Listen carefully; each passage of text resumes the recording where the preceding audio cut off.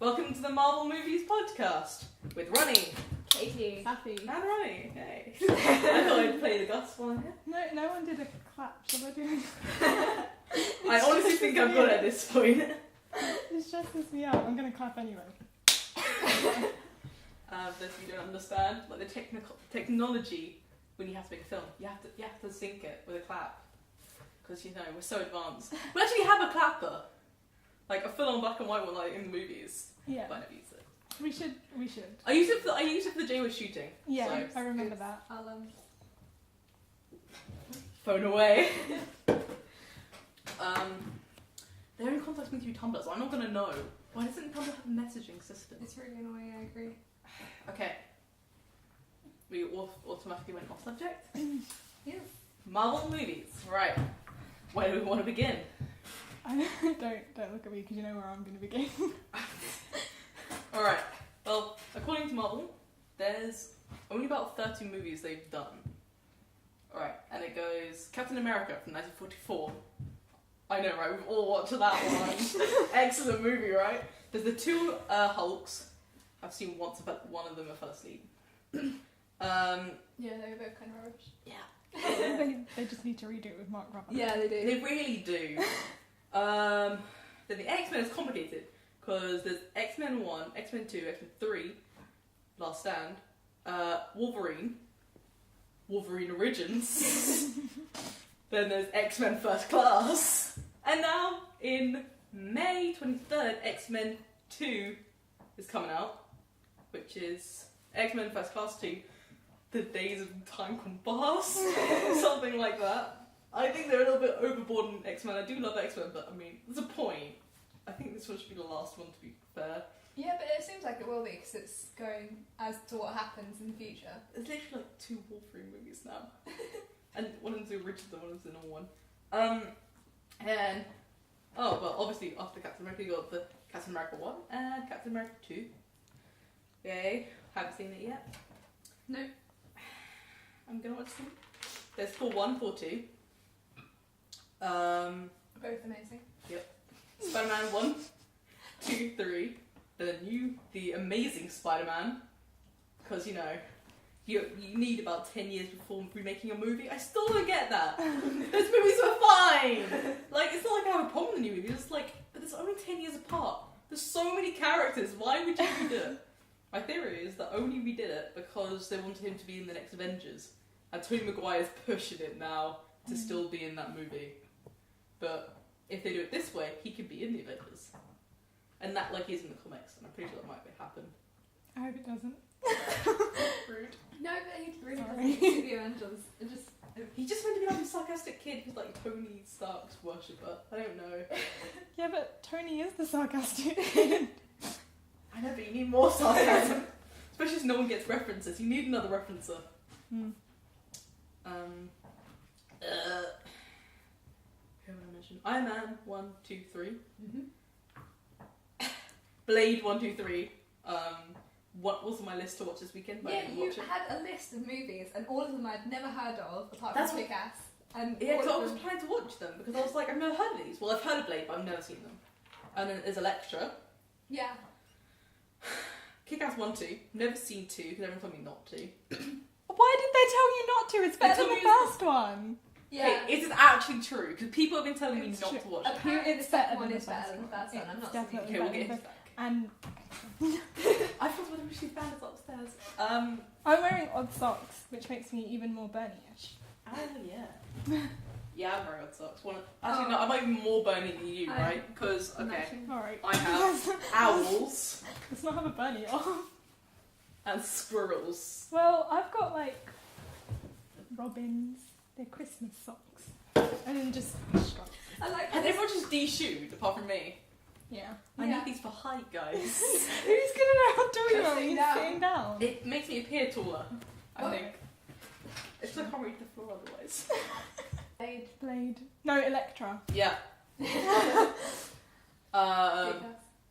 Kick-Ass 1, 2. Then, I know I've lost the actual number. I was about 24. No. Then Did you include Fantastic Avengers? Four 1, 2, and 3. There was Is there a three. third one? There isn't a third one. I don't think so.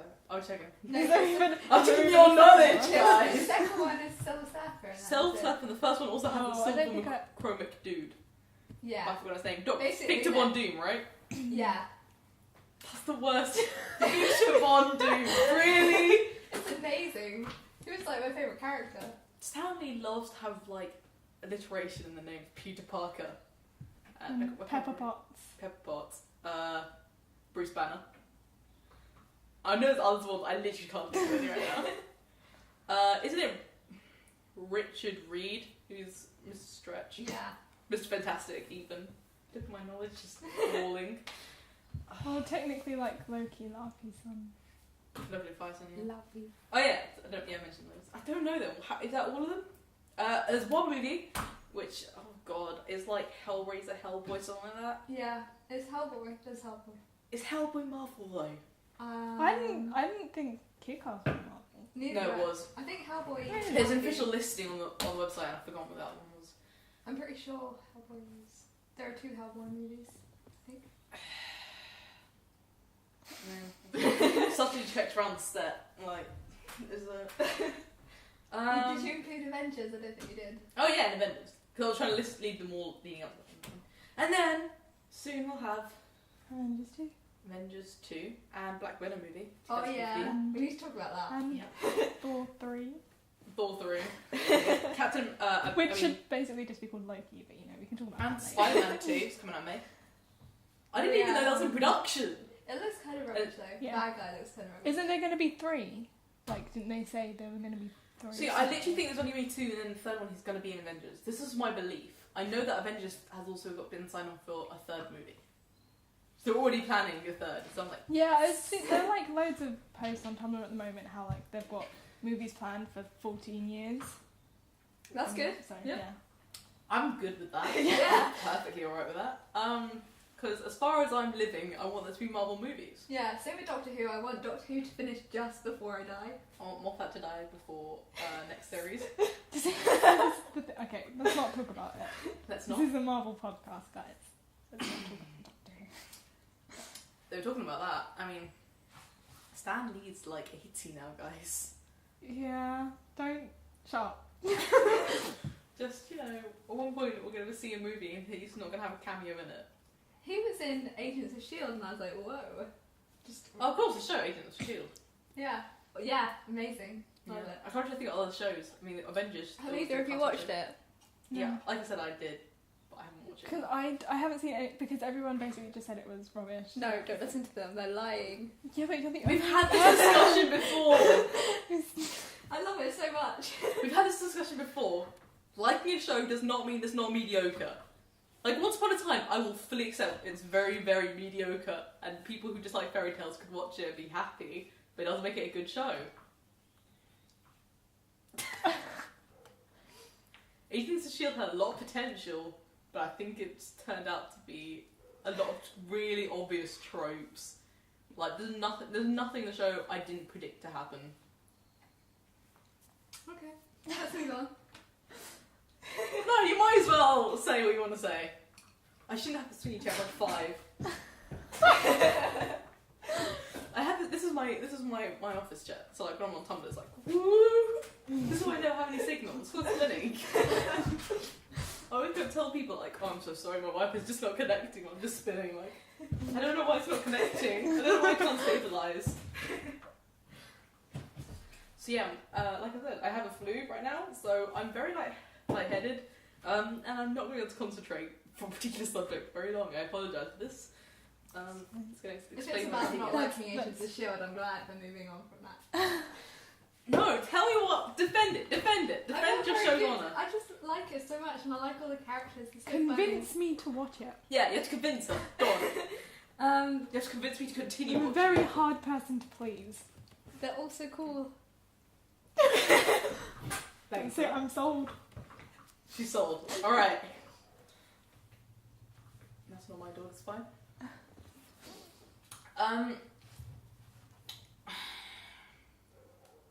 I keep thinking DC stuff now. It's terrible. That's gonna happen at some point, you know. Did anyone watch the Amazing Spider-Man cartoon as a kid? That was a great cartoon. It was like in block colours, like there was no detail, and it had the post tune like Spider-Man, Spider-Man. I just remember sitting in front of the TV and like screaming the lyrics, like yay! I was such a nerdy kid. I had loads of Spider-Man comics and I had all the figurines, and I rewatched the movies repeatedly. And at some point I was like, nah, Supergirl. And I moved to DC just for Supergirl. Didn't care about anyone else. I was like, no, this one movie that we got, and these like 5 comics, I'll live off these. And I had like one figurine. There's like billions of Spider-Man stuff, and there's like one thing Supergirl. I'll take this. I'll take this thing go. To be honest, I didn't really know about Marvel that much until I watched Avengers, and then I just went crazy on everything. Yeah, We're a pretty Marvel-centered house. We have a lot of DC stuff by accident, just because there's loads of Superman and Batman shirts. And I stuff. just hate Batman so much. Sorry. I don't know what to say to you. My aim is to make everyone don't- hate me through this podcast.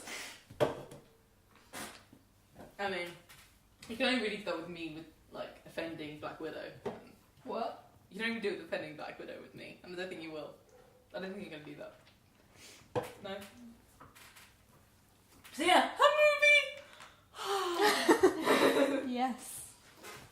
I'm just so happy. Oh. And people had been saying so much on Tumblr about how they wanted one, and then magically it appeared. I think it's been well overdue to have a female-led movie. Not like they don't have good female characters, they really do.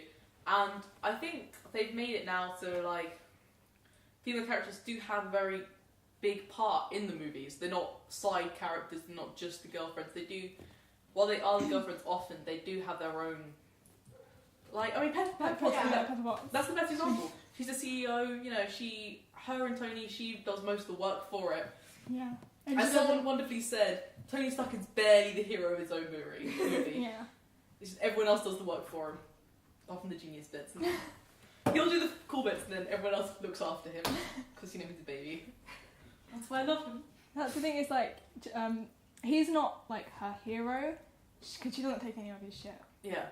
She did a bit in the first movie where she was kind of like in love with him, but then she kind of realised that, no, he's a bit of a prick. Yeah. And then, but you know, it's like a family-friend situation. I think, yeah, watching Spider-Man, Mary Jane is just a bit like, they've been doting after each other for like 20 years and they finally get together. And I always get annoyed at that, because I'm almost like, the situation always is, I don't want them to know I'm a superhero. I can't let them know. That's always a problem. I'm always like, no, just tell them. Literally just tell them. I don't think they'll care at all. There might be a bit, oh, okay. But like, the only time I've ever had a backlash was in Fantastic Four with The Rock. And there was a reason for that. Mm. It was because he changed physically. And he ended up with something better, so... Oh yeah, that was cute. That was adorable. I made me cry. And also the thing with Black Widow is that the only way you can see her is by watching other superheroes movies. Yeah. Like Captain America, I'm pretty much only going to see it so I can see Black Widow. Yeah. Can I talk about why I didn't like the advert for Captain America? Sure. Yeah. There was a I can't point, remember the trailers. correct me if I missaw this, but there was a point where he was like walking out of a burning building with the Black Widow like in his arms. And I was like, that should be the other way around. Let's be real. I didn't like that. Could she at all. lift him though? A fair point, but either way, you know what I'm Yeah, getting I'm so done with that fucking position. Like, how many times have I done it? No, I'm not gonna say that. But it's just so overdone, and I'm done with it. Can we please not have fridged off females? Just like, let's get rid of her, or let's everyone make her think she's dead. I liked Avengers because they made it Tony died. It wasn't her in distress. It was Tony. Yeah, but it's like, even if it's like one of the like Pepper Potts, say, you understand that situation, but it's the Black Widow. But I loved Iron Man 3 when she just came in there and saved Tony with her powers. And I was just like, Yeah. I'm in love again. Like, for a while I went off Pepper, then I was just like, no. You stole my heart again. Yeah, and they're much more equal together. Yeah. It's better. Yeah, I've always loved, like, superhero relationships when it's, like, even standing. I can't speak today. When it's, yeah. That's why I kind of like Black Widow and Hawkeye. a lot because like as well as them actually having the subtext of them going out.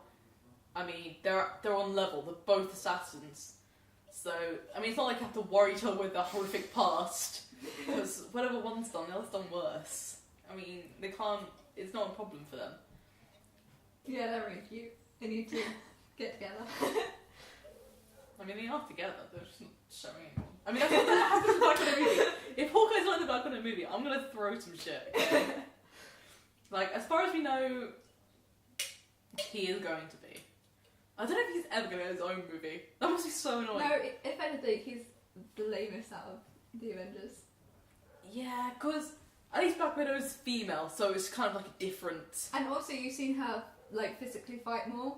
Yeah. You saw more. She had, of that in the she had movie. way more screen time than he did. Yeah, exactly. He had like the least and then amount. and he got taken over by someone else. That's In all like you the really saw. first 5 minutes. Yeah. Did you guys see the SNL skit where he was just like, where it was like about the Avengers, and it was just like, so yeah, what are you gonna do now, Hawkeye? It's like, oh, my arrows have done it. He's like, why do you collect them? It's like, that's unhygienic. I'm just gonna stand back and just watch from afar, and it's like, I mean, honestly though, with Hawkeye, it's just like, how many arrows are you gonna use? Yeah, that's the other thing, is that he doesn't fight, like, with his fist, he has to have a weapon, whereas Black Eye can fight with a weapon, and... Black Eye. I'm not the only one who can't speak. Black Widow can fight with a weapon and has this. But no, it is really cool. Like...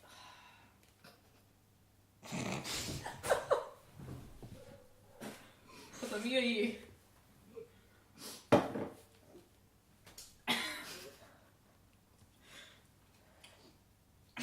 Why haven't we recovered yet? I don't know.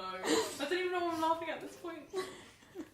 I mean, last podcast when I was editing, there was just it was technically out of the bits, but it was just like the A, and then like 10 minutes of going A, and I was just like, oh dear, what do we do? And I was like, there's no way I'm not putting that in the video. No way. Oh dear.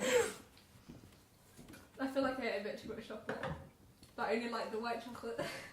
That's why I got these. I was like, these are halfway between, I feel. I'm really worried she's gonna be like standing outside. People keep coming in and out. It should be fine. Every time I wait for someone on the podcast, they never end up coming. So let me just check.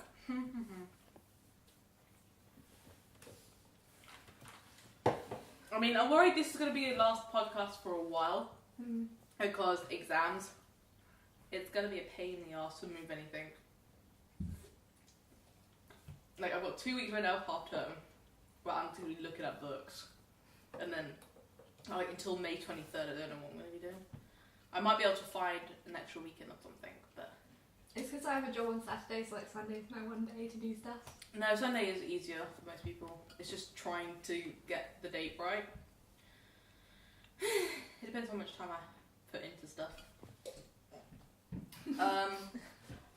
Yeah, out of the Avengers, I mean, it's not like Hawkeye has the worst story, but he's one of the probably least interesting characters. Until we get like to know him better, maybe we'll find something out that's interesting.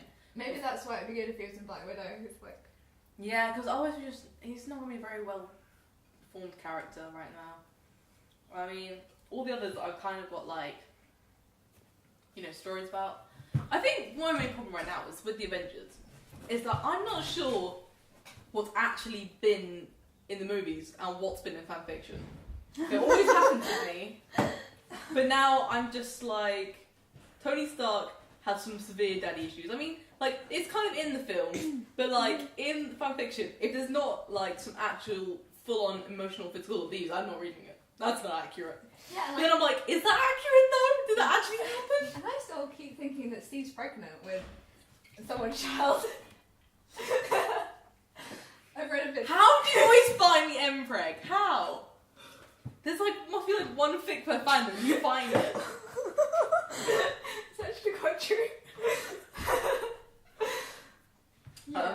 One of my favourite, oh no, technically it's Brucey, but someone did a Rooster Teeth and Avengers fusion, which is which is really good fanfic. Not gonna lie, one of my favorites. And like in the sequel, they got person who's going out with Thor, which is Gavin Michael's Thor. I'm sorry, people who don't know Steve.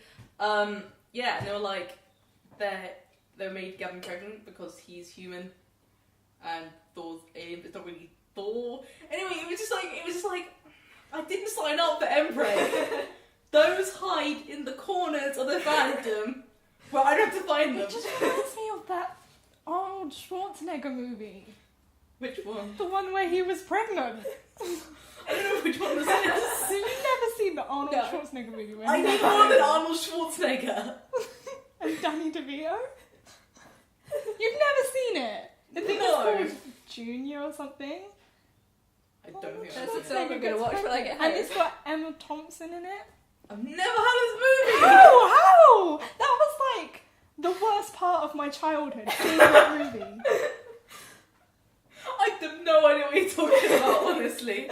This is bizarre. How did you not know that movie? I've never heard of it either. I think it's maybe just for you. Did I dream it? I mean, it can't seem an odd choice, but you might have. Why would I do that? It's so weird. No, it's a thing. Look it up. Okay. No, I promise. I promise you it's real. It's really weird. But yeah, it's just, it's a really good fanfic, and I'm like, I didn't sign up for Emperor. It's not what I came here for. I came here for good, like, storyline and slash, occasionally. But, like, the storyline's really good. And then it was like that. It was like, well, I mean, it's just annoying. So I think they have to. Yeah. I mean, I don't know, maybe I was really biased about it, because, you know, I came from the Twilight fandom originally, and any pregnancy in there, you're like, no, that's not. I'm What 45. happened with werewolf guy, Jason? Jacob. I'm so bad. Jacob I and need to forget this period of my life. Jacob and the child of Bella and Edward. Renesmee. Because there seems to be some weird love going on there. Okay, so you didn't read the books? No. I was sad enough to read them. I mean, I actually still own them. I think I have like 2 copies of each one. Just like randomly, I don't know. Anyway, do you know that imprinting? No, I didn't really know because psychology. Okay, have you seen like the thing of like baby ducks following around humans? Mm-hmm. Yeah, that's imprinting.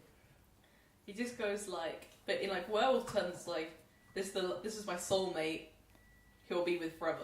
And it's like there's this thing where werewolves, when they meet the person that they imprint with, they like stay the same age until that person is the same age as them, and then they age together. But didn't she like And grow up so- really quickly? But she was still a kid. Yeah. So Yeah. So he saw a kid and was like, "You look really hot." Yeah. No, it's more psychological. Like she's like his soulmate. It's still weird. No. It's completely wrong his- and his disgusting belief- and very weird. Yeah, we're not trying to justify it, but his, like, in the story, his relationship adjusts to what she wanted. So even if they grew up and she never wanted to be with him and just wanted to be his friend, then he would just be his friend, be her friend. But didn't he like Bella? So surely he had Yes, that moment. but apparently, according to Stephanie Meyer's logic, he was attracted to, like, the embryo in her womb.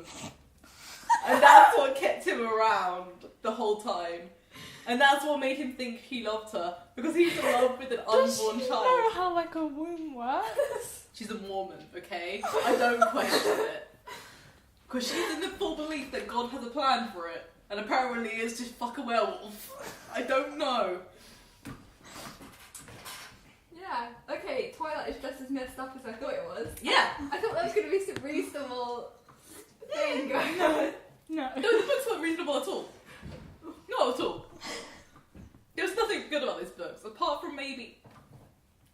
I don't know if I already said this in the podcast, but it annoys me that there's so much... She built so much, like, rich history and so many characters I'd be so interested in. Like, Carlisle and, like, it's what happened in Italy and like just generally such good stories in there. And we have to fucking find out about some teenagers with some angsty issues. And I'm like, really, this group, like literally any other people in the books, I would have been Like interested. if she wrote like a series of books or like a short stories or whatever based on like the origins of each of like Edward's adopted brothers and sisters or whatever, it could actually be quite interesting. Yeah, see, if she did like Game of Thrones, was like third perspective, looking through the history and talking about it, so you only have to deal with Bella and Edward's side of the story for about 5 seconds, and then you're listening to someone to way more interesting. That would have been good. I mean, I heard about way more werewolves and like way more vampires that actually had interesting stories. Like I don't understand how the author of Twilight is the same author as the host. Yeah, the host was really good. It's I very haven't good. seen so that. I really want to, amazing. though. Have you read it? No. I've seen the film, It's but it very wasn't as good. good as the books. Books were Yeah, the films never are. And I felt ashamed to say that it was by Stephanie Meyer because I was just I like, know, because it's like it's really good, and people were just judging it. Because Did you write Twilight when she was like 12 and then she grew up and wrote Host? I think she wrote the Apparently- host before she wrote Twilight. apparently like Did Twilight she write was it a- before being a Mormon? There was this I really should awkward research moment. this. Did you see the film where Girly and Boy, and she was like my favourite character. main girl? I haven't seen it in ages. Whatever her name was, and she was like it was just a really weird like kind I of. like the main actress, can't remember what her name is. Saoirse Ronan. Yes. She's I can never see her first name. she's the love of my life. She's so pretty. amazing. Okay, I would get her mixed up with like someone else. Is she the same one in Hannah? Yes. Yeah. It's a great movie. Actually, no, it wasn't. It was a good movie until the ending, and I was like, Yeah, the ending completely ruined it. The ending, I was like, all right, But she's do amazing. you know in the movie. in Hannah, the Yeah. girl that she meets? yeah. I ship it so hard. Yeah, So hard. I No, thought same, they were same. gonna get It was together. good. It was good, but the ending was terrible. Like you can't And did lie, they kill the family or not? You never really find out. guys. That's- Marvel. Right. We keep doing this. They could make Hannah a Marvel superhero. That could be the follow-up. We should just have a podcast and so sure. She could be so like- Sure she- Ronan. That would be silly. Saoirse Ronan. I can never say her name. I just look at it and like, okay, that's how you spell It's it. Irish. I'm Irish. We got this. Nice.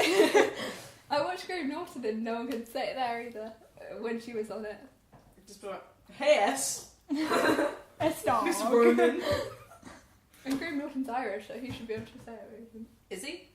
Yeah. Is it? I'm confused with camp. Like when I no, when I hear someone camp, I'm like, I don't know if you have an He's accent, from if it's just camp. Campland. No, genuinely, all camp, it just sounds the same to me. I'm just like, okay, I'll take it. I have ended up with some I guess campus people higher at school. voice, it makes sense. No, literally, I just walked in. Like my friends are like the 2 campus people you ever meet in my life, in your life.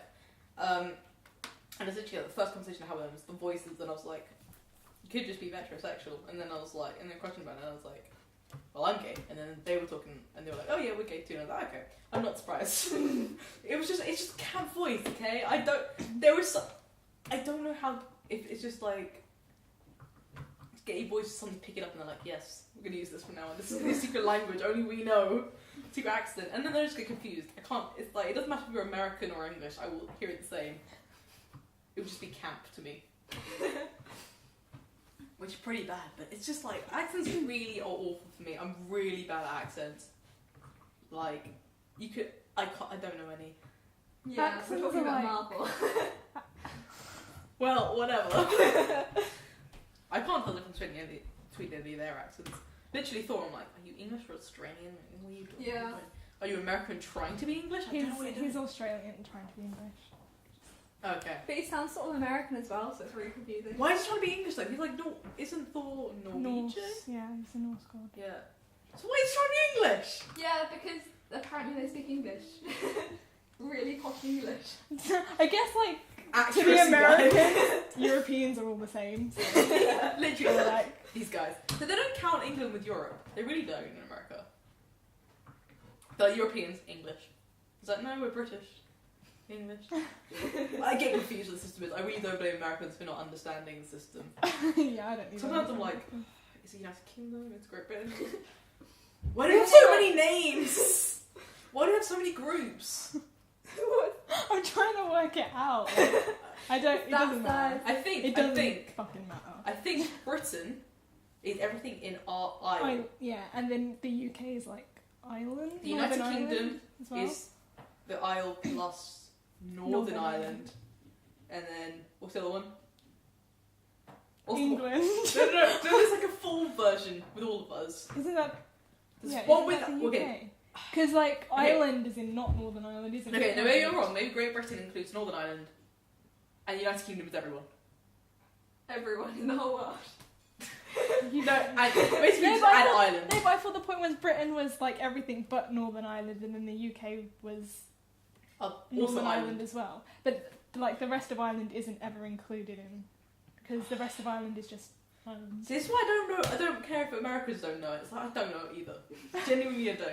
It's just annoying because they're like Scottish is the same as English. I'm like, well, no. Yeah, that's the thing. It's like I was gonna say you Canadians are the have same to as be able to Americans. tell the difference between like England, Scotland, Wales, and Ireland.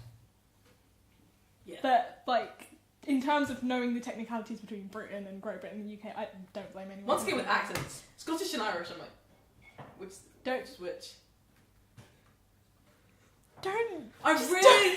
I'm telling you, I'm really bad with accents. I really can't do accents. And I have a really bad habit. If someone's got an accent around me, I'll just adapt to it. Like, I'll just do it subconsciously. I'll start changing my words. And then my sister, who's on the podcast, I don't know why I have to say her name. She has a Canadian friend. And every time I'm around her, my voice just changes. I'm like, no! Yeah, it's Canadians. Stop. Canadians are the problem because I have Canadian cousins. Canadians. Because when I talk to Canadian cousins on the phone, Canadians are the problem. because they speak English but like with a slight accent so that you can just really easily morph into it. Yeah, I'm just like, but it's like I'm not even that bad with Americans. It's just Canadians. Yeah, Canadians are the problem. At least I know the about or whatever it is The what? when they say about. Oh yeah. Can I just say the word route Americans use? Why? They say it instead of route And aluminum. The route is such a horrible word. Route. Why? And a full stop Keep is called a root. period. I didn't know that, but I only just What? worked it out. When they said a full stop, it's called period, and I did not understand that. Oh, I knew that. I didn't get that for ages, and I was just wondering why people were saying period at the end of sentences. No, I knew that. We don't. We say full stop. So. You're right there. I just don't know how you didn't know that. I thought it meant like the end, but not in a sentence. I don't know. So Marvel. Yeah. Do you know what Marvel should do? They should buy the Powerpuff Girls Yes. and then make a movie. I would watch that. I would totally Definitely. watch I that. love Powerpuff Girls. Especially if they make it like dark and angsty as well. I would so watch that. Oh my god. Powerpuff Girls, the teenage years. It doesn't even need to be. How Actually, no, they many- make the. I don't know.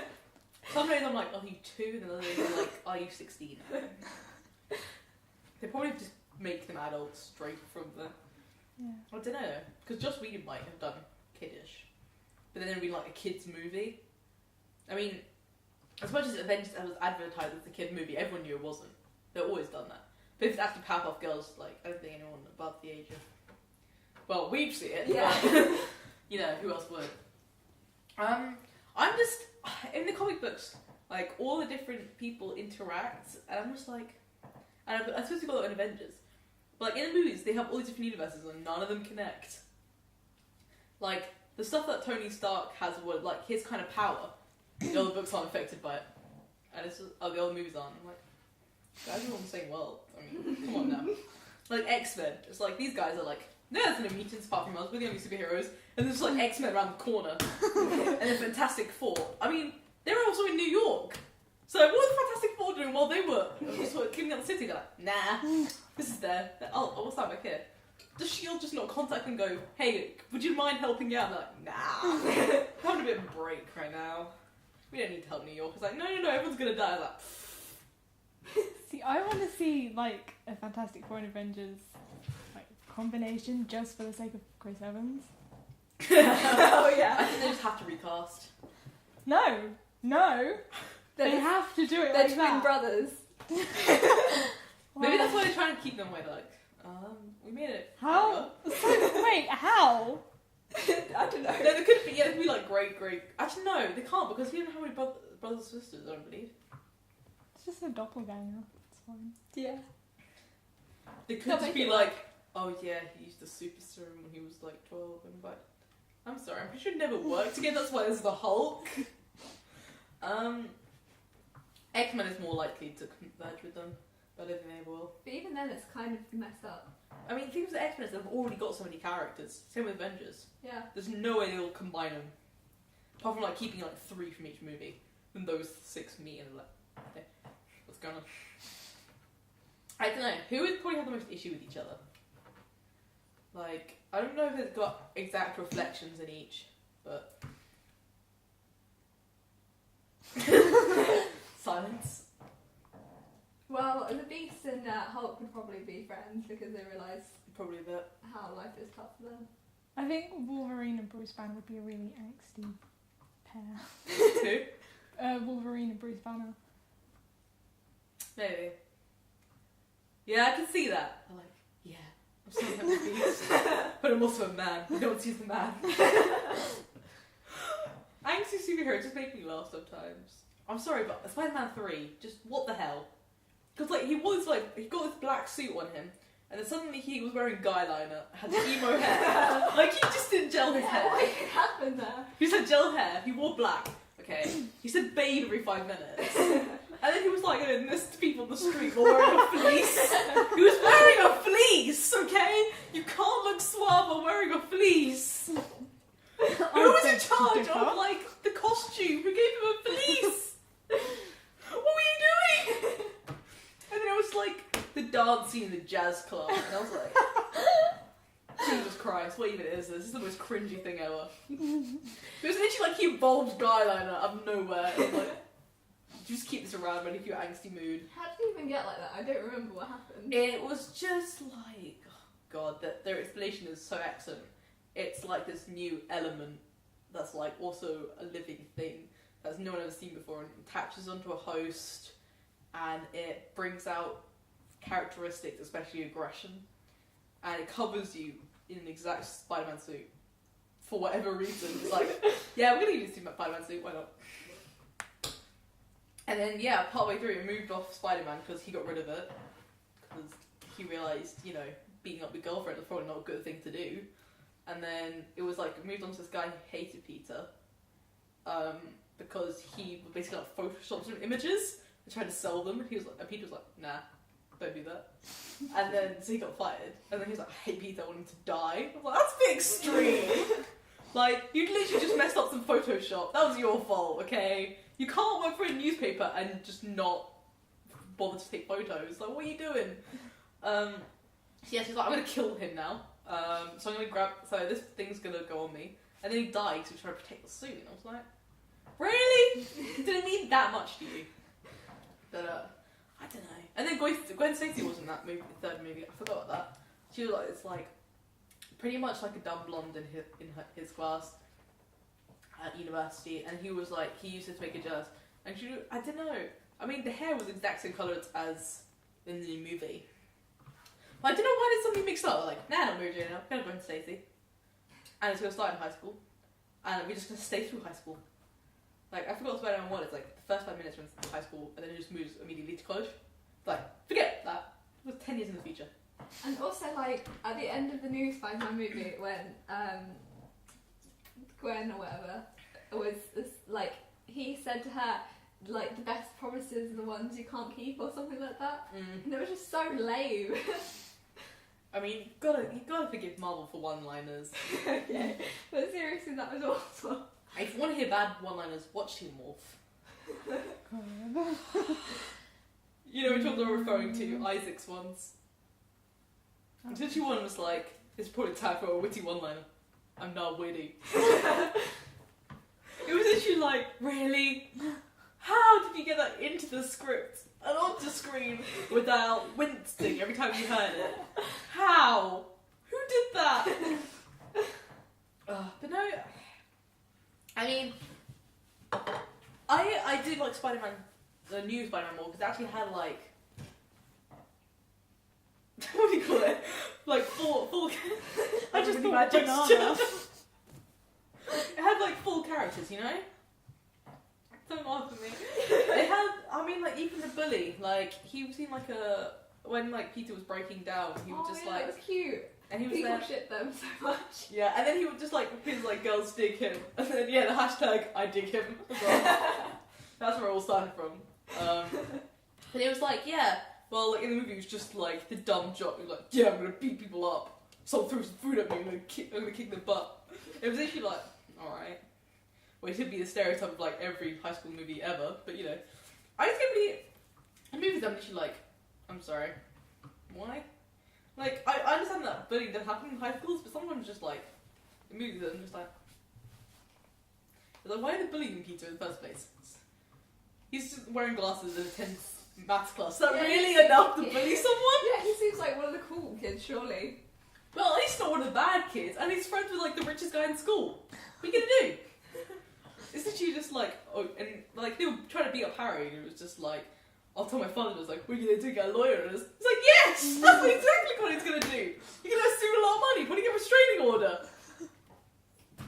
That's a lot more effective than punching him in the face! I get really angry at that, sorry. I'm literally just like, alright. I mean, the biggest debate with Marvel is Marvel versus DC. And, I mean, it's a full-on debate, isn't it? But to me, I literally like Marvel more because it doesn't apologise for the fact there are superhero movies. And it also gives the female characters their characters. But like DC is just like, no, they're not superheroes. You know, this one's an alien. Yes. That's fine. There's a scientific reason why he got superpowers, you know, it's like gravity and stuff. And then like, Batman is just like, nice, just a rich dude with a lot of money so he can make stuff, so it's all good. And then like no one else is like no one else they make movies for is like I suppose Green Lantern it's like oh yeah aliens again. I just like the characters Aliens. more. I think The in Marvel. Watchmen was good. Oh yeah, that was a good movie. Not gonna lie. Yeah. But they never interact. They try and keep that away from everything else. It's like the one good movie. It's like no one else can touch this. No remakes. To ourselves. That was a good movie, and apparently it was completely accurate to the like comic. I really think I heard knocking at the door. So yeah, I just feel like Marvel's a lot more like, yeah, the superheroes. What are you gonna do? Like an X-Men, you're like, yeah, they're mutants. They're evolved humans. What are you gonna do? And then Tony Stark. I mean, apparently his character is meant to make fun of Batman, but he's a way better character than Batman. I think the characters are just more interesting in Marvel. Guys. I really don't like that man. I really hate him. Why? What did he ever do to you? He's just lame. He's not lame. He's lame. He's not lame. You're lame. That's not lame. Oh, I just don't like characters that are 100% angst. I do because I'm 100% angry. Please, at least you laugh at yourself. And then like It's an angsty laugh, okay? But like Iron Man, at least he has like happy moments. But then you feel like, yeah, he's got stuff in there. You know, he's got Literally. issues. And it's not just daddy issues. Literally. I'm the villain. He does actually, I guess. I was waiting for so long Well, for you to here-ish. get it. Somewhere here. I don't actually know where it is. I'm pretty sure it's like there. between the boobs. I feel it's so hard for like people. Like men can get like the tattoo of that there, but girls can't. You have to be like. Be like, You have to go like up and down. You just have to flash it out like, yep, that's it. like a separator. But then men can't do the thing where girls can get tattoos like lining up like that. They look pretty cool. Like I can't do that. So you do get ones on their dick. Which I don't understand. Like I'm pretty sure that's the most sensitive part of their body. Why are they getting it done there? Show how manly they are. Because that's what a dick on my dick. I do love tattoos. Yeah.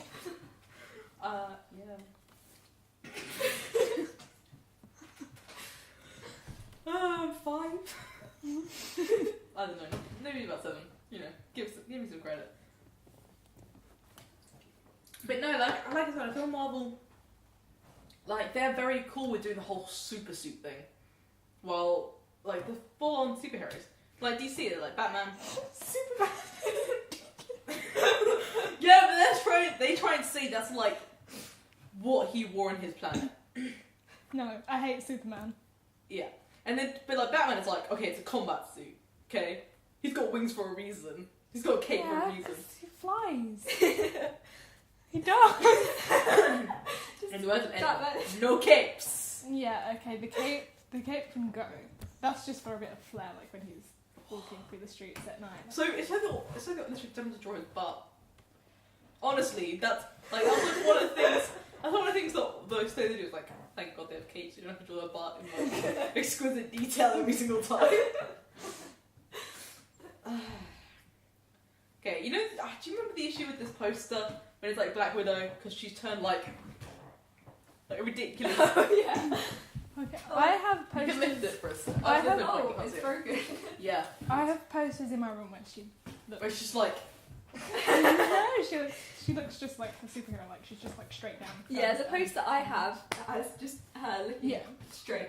I mean, And it's but then you went to Solomon one, she's got like that, and like her boobs are like that. And I'm like, what did they do? What did they do? They didn't have a button. It was just her boobs are like out there. It's like, do you know how my anatomy works? What did you do to it? It annoys me when you do that. I also saw the Divergent poster. I know nothing about Divergent. I know it's a really good film, and I really want to see it. I watched it, yeah. But in the poster, like the main girl, she's doing that. Isn't she like the main guy? And I'm pretty sure he's the secondary main character. Like it's female first. She's not facing the camera. Yeah. She's like, It's him, and then she's like, you have to see my butt and like the outline of my boob to understand I'm a character. Or the guy's just like, you will not see anything but my face. It was literally like Diane Crystal. I'm like, I'm sorry, which was the main character? Is she like his love interest? But I do want to see that movie.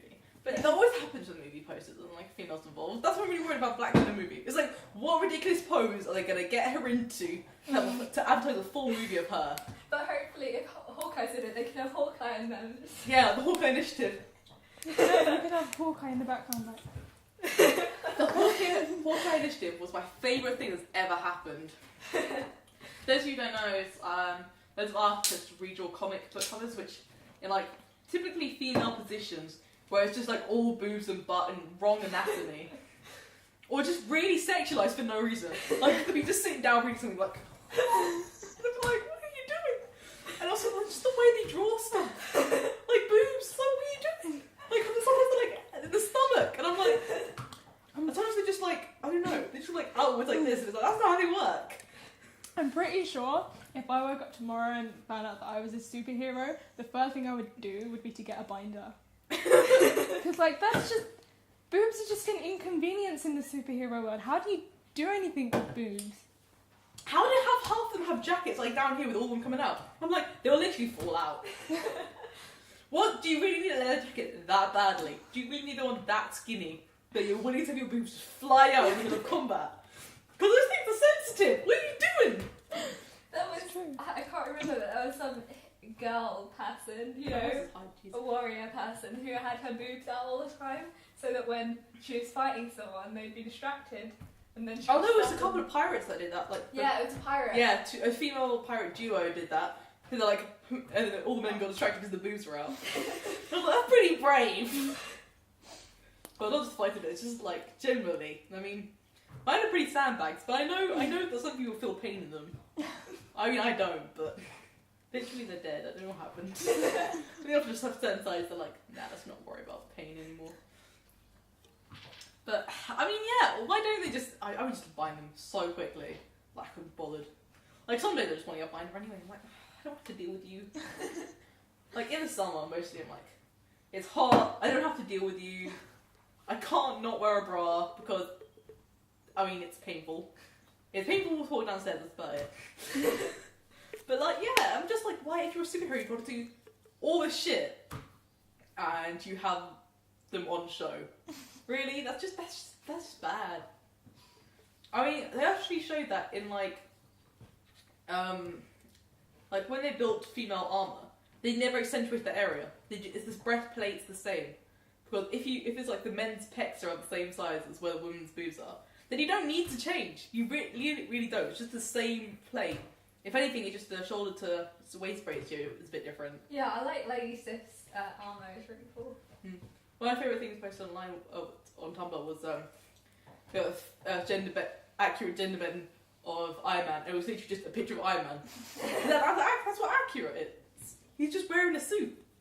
She could just wear a suit. There's no difference. Yeah, like people, exactly. It's not like when people just literally like had half it undone at the stomach and like dip here, and I was like, I think you're defeating the point of the suit just a bit.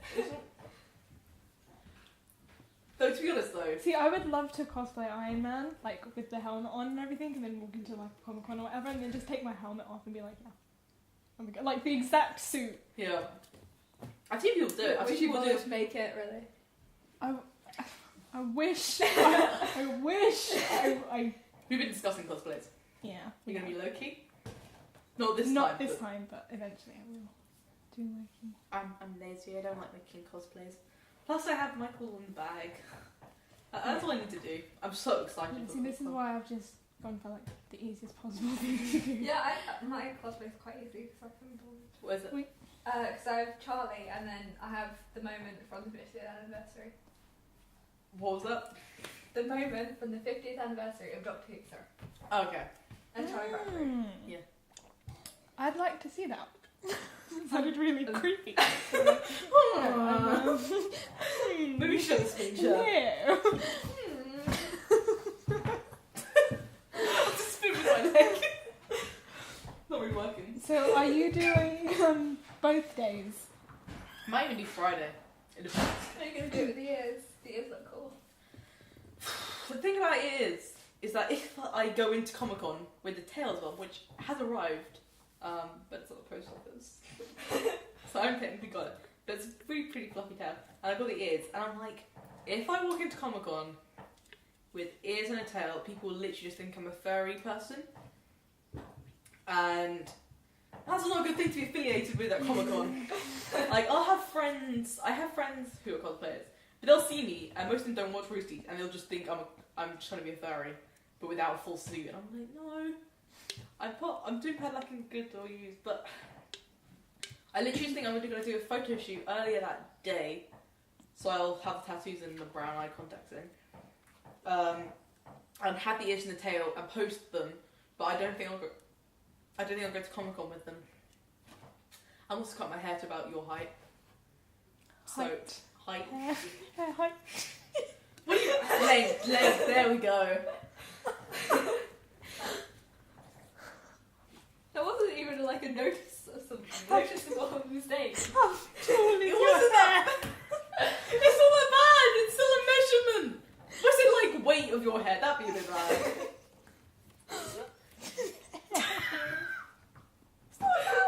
I noticed it's a super curler. I mean, my hair gets wavy in water anyway. Yeah, I don't know what to do with my hair because my dad's like, oh, you should have it in a high ponytail, but I'm like, This is for What are you Lara Croft. cosplaying? Lara Croft. Oh, awesome. Are you doing... Because I have so many weapons. I was gonna do like 2013 Lara Croft, and then my dad got like like the fire gun holsters. Yes, we have some little and t-shirt. the gloves. And I feel like that's more sort of like older and Lara bygone Croft. holsters. Who wouldn't want And that? yeah, that's pretty cool. Did he have And fake now- guns with it? Huh? Did he have fake guns with it? No. You can have mine. I have so And- many fake ones. Yeah, that's why I'm gonna come here and just be like, give me all of your weapons, and then I need to So borrow that sometime. I have the dilemma of what to do with my hair, and then whether I mean, should she's wear. most famous for having plait, right? That's what I thought, but my dad's like totally insistent that I have it in a high ponytail.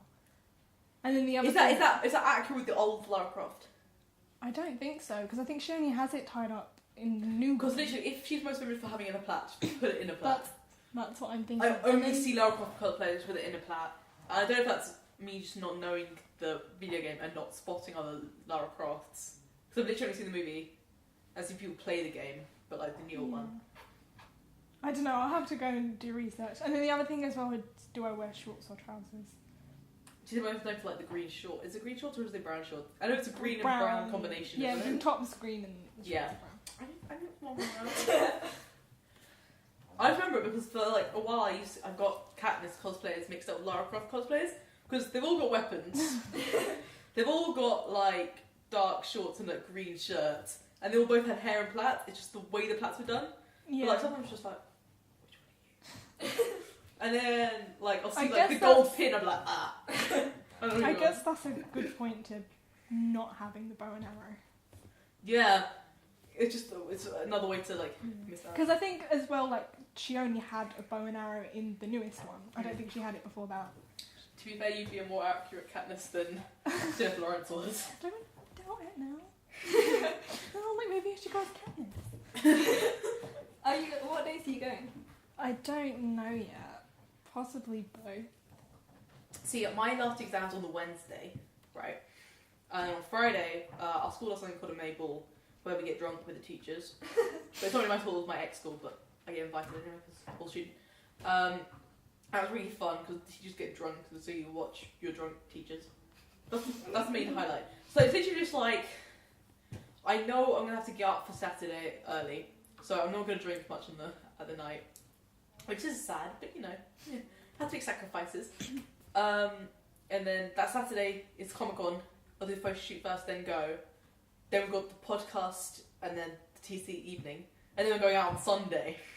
So I'm like, how much should I do? Like, do I do the Friday Comic-Con or not? If I do, I probably would do a cosplay. I literally just go there, stick out the area. If it's not a very good scene, then I'll go home. What time are you going on this Saturday? It literally depends, because I'll probably get my sister to do the photo shoot for me, because she's better with a camera than I am, which means we might have to get her to take pictures of you, which I'll talk about in a second. So I'll probably be up there at 12. I think it opens till 1 anyway. Yeah, I'm pretty sure it opens at 1, and then people just stay there till like 6. And if you're 18, a lot of them go have like an after party, like pubs and stuff. And I'm like, one day. Which means in October I will. And then there'll be no one with me. So it'll be sad. Oh, I hope this is sad when I'm not 18. Like, So close though. so it's so annoying being so close as well, because it's just then. Like, Yeah. I'll be a few months away from it. Because then maybe 3 months. I'm like, but J-Wes, yeah, we got rid of bothering to get Chrissy nail accent because no one cared. I like hound people down. They're like, yeah, I'm interested, and they're like, a week later, like, nah. I'm like, thanks for the warning, and they're like, yeah. It was like after the day after I said I was interested, I realised I wasn't. I was like, you told me. So then I was just like, female, and then you signed up, and I was like, great. Someone we already know, and your video was really good. And I was just like, it's not a new person. I have to like get used to the system. And I was literally just like to Imogen and Sarah, who I literally have to force watching the video. I'm like, watch it, give me your opinion. I'm pretty sure I made up my mind anyway. I was like, I wanted you to be in the series. I was like, watch it, and they're like, okay. Did no one else audition? Well, we only had it up for like a week, and then you auditioned. I was like, is there a point in waiting for someone else, which could take like 3 other months, when I have someone I'm perfectly happy with using? And then Imogen has very little authority because she literally just wanted to. When I started the project, I knew I was going to be like the main head of it. I knew I was going to write most of it. I knew she'd be interested in acting and doing a lot of the technical stuff for it, but you know I was going to be the head of it. So she wanted some input, but after a while I think she just thought, do you know what? I won't do this. I've never directed stuff before. I've literally been an actor and stuff before. I'll let her do it. And then Sarah, once again, same situation. She also has, she really cares about school. She really cares about cadets. So her, like, I don't know, her position in TC just gets a little bit further and further while she still has her exams. I mean, next year might be better or it might be worse. That's my situation. So when are we actually going to film it? In some holidays? I don't know. My issue is I keep saying this. The actress who plays Audrey, Lily, who I don't think you've ever met, I think she keeps being on podcast with no one else. She's a really good actress though, but I think she's going away for the whole summer. So, which is not a problem because I can film a lot of the scenes, that's just the bits that she's not in. But you've seen the scripts now. At least the plot overview shows it. It's like at first it's just like 1 and 2 people talking, but normally it's like a third person just like being in there. But a lot of time it's like if the video is a conversation with Taylor or Tintin, because we're sisters, they're sisters, probably sisters in real life, so whatever. We'll turn up in the same video because, I mean, in real life we literally live in a hallway from each other, and we're pretty much keeping the same schematics. So we're going to be like nearby. The main thing is that we have to film. We're filming the whole thing pretty much in this house, if I can keep it that way. My room's going to be Audrey's room because it's all pink and flowery, which is surprising, knowing me. It's such a slobbish room though. It's like I designed it. It's like pink wall here, white wall here, black chandelier, which is fake and plastic, and then like pretty flowery wallpaper. And I was like, this is beautiful. And I got a nice bed in, and I got a nice dresser and stuff. And I was just like, this looks wonderful. And then I just made a mess everywhere. There's dust everywhere. There's clothes hanging from everywhere. There's paper everywhere. And I'm like, this is great. This is even better than I imagined. It's the way you went. This is beautiful. So my room is so messy and gross. Like, if friends come over, I'm like, I need like 10 hours to get this sorted. Like, I use a duvet cover as like a bed sheet because I can't go onto the month. I've had it for a month. I'm a really skanky person, so I can't be bothered to do anything. But Imogen's room's like pretty neat and in order, kind of cool looking room. I'm like, okay, that could be Tintin. Oh, that could be Taylor's. She can keep her own room. You might just make it more clean and ordered and military looking for the video, because that makes more sense. Then if you've ever been in there, it's just a room of tech with piano in it, you know.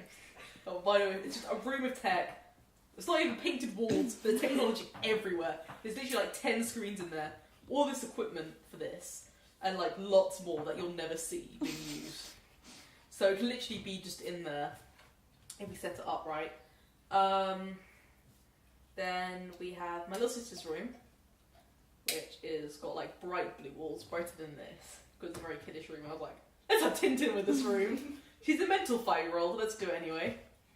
And I think Chrissy is meant to be set up in my parents' room, which is kind of like a cool kind of like brick wall looking room, and looks like, it's kind of the theme of like 25-year-olds trying to give a flat that looks cool but actually affordable, so it looks like a crappy attic, which it is. So that's what it kind of looks like. Yeah, and then what was the other person? The beds. Yeah, the beds are my main issue.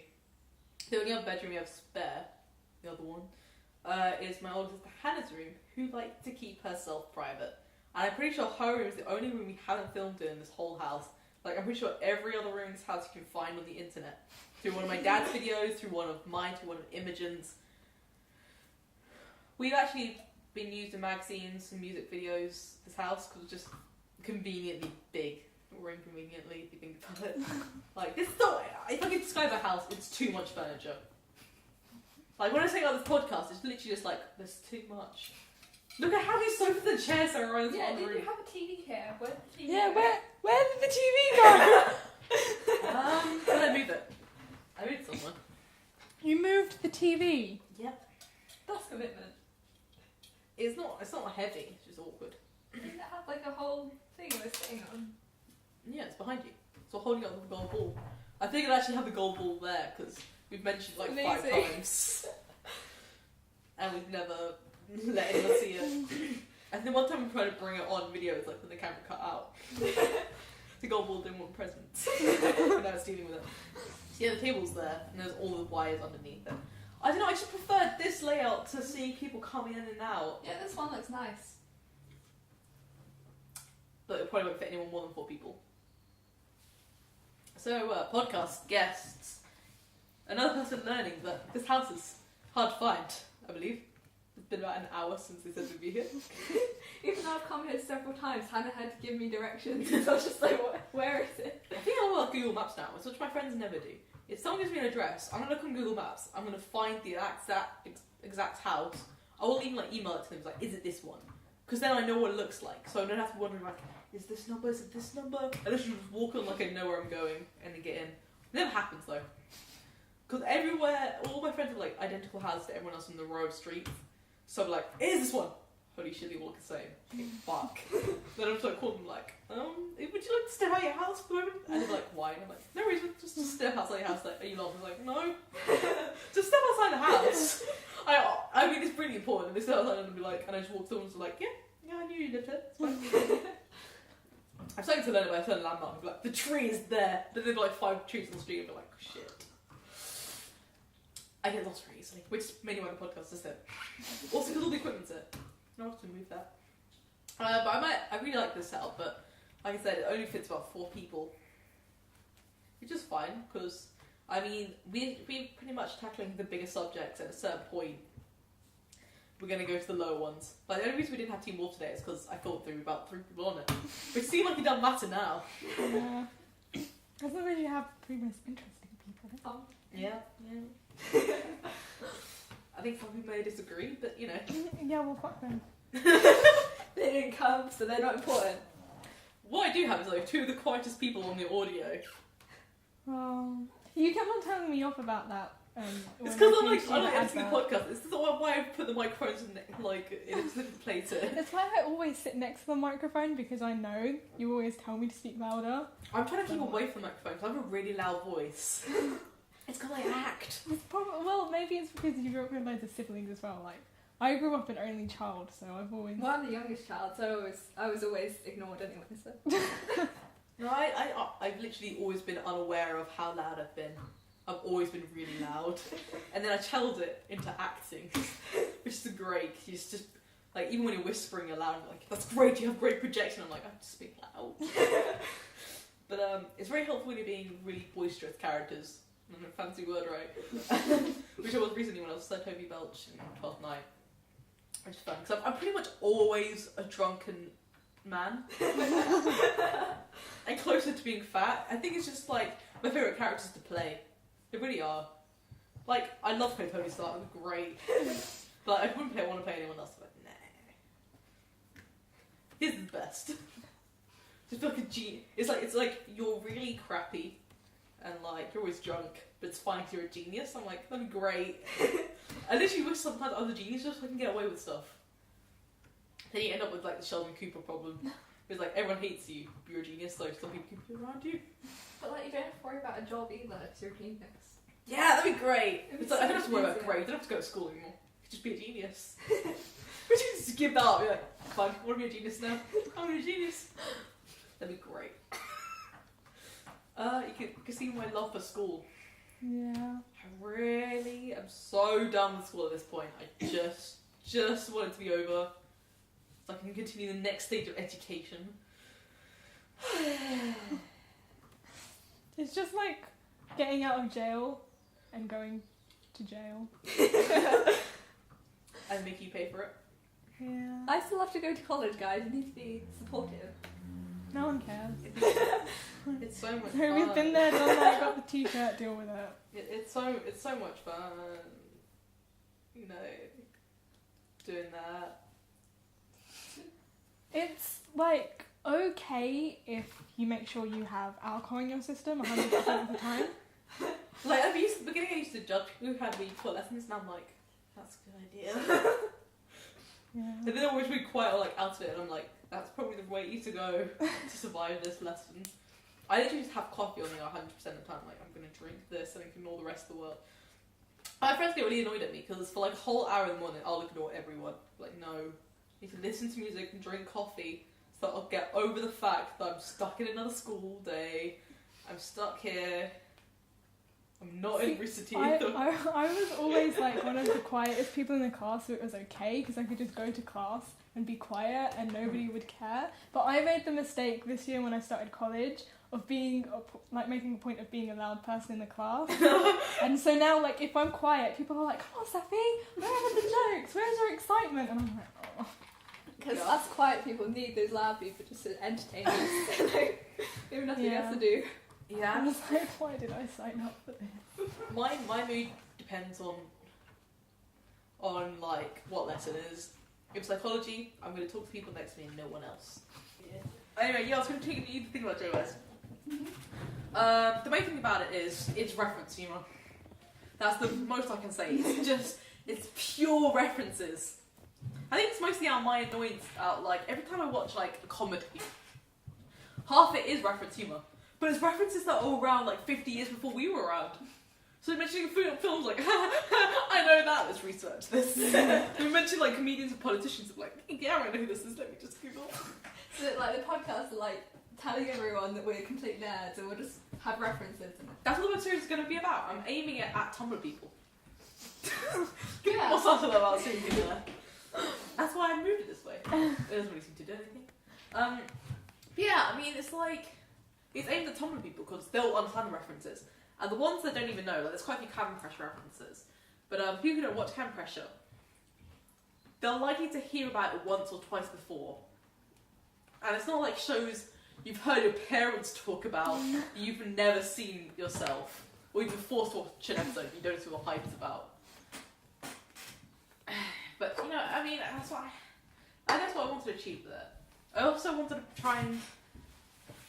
But another thing I wanted to do with it was the way it's filmed. I wanted to play with the being on YouTube. Because it's already on YouTube, it's not like it has to be done a certain way. So I wanted to have like a Skype messaging style because, first of all, it's one of the easiest ways of doing it. You literally just have to have the camera in one spot and just switch in between.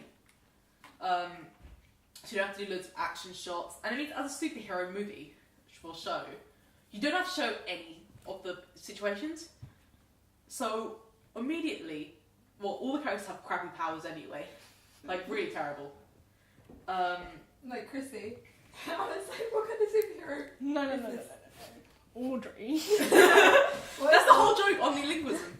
Is being able to speak any language naturally. That's pretty cool. It's pretty cool, but as But far it's not as a super- superpowers No, go, it's useful in everyday life. That's like one of the main jokes. She's just like, I can order takeout. Fine. It's like, great. So what? You just sending numbers on a takeout. That's what you What need. can Chrissy do? Like, know how you feel. There we go. Empathy. Empathy's pretty good though. I think it would be pretty cool to have. I think out of order, that's one of them. Actually, no, that's not a lie. Taylor's pretty good. The villains are better superpowers. That's the point, though. They're people that want to stay in the program. I say this like everyone knows about how the show works. Basically, they were kicked out of program for being crappy. That's who they are. The people still in the program are the ones after them, and they've got good powers. That makes more We're sense. the ones to that me. suck. And I mean, Taylor's power is good. I mean, she's got mind control, but the fact that she refuses to use it. Oh, okay. And why are we all in one house? Why not? Why would we Skype across the same house? Okay. Why Yeah, are we not you're all in the same house is a question I ask in the script and I tell people. It's basically so Jenny can cover her ass. She doesn't want to be affiliated with anyone else. Hey! Literally, half the things that happen is literally because Jenny doesn't want to get involved. She's literally like, I'm not going to get caught. I'm just going to stay over here. You literally just stay in your hideout the whole time. You're like, no. Yeah. I'm not going to anyone else. Until you break your rule and it's really upsetting. Like, it's like, I've only written like half the episodes. Yeah, I have, because 7 out of 14. But like, I know exactly how scenes are going to go. I mean, the shit's still staying. That's the thing that was my main thing about changing from male to female character. And it's like, I care. Because like, Sarah, I mean, I've asked her before and she was fine with it. It's like, do I still keep the Bex and Chrissy? Yeah, I'm keeping it. Screw everyone else. Keep it. And it's like, and it's the Fox and the Hound because I realised that name and I was like, that's the best shit name in the world. Let's keep that.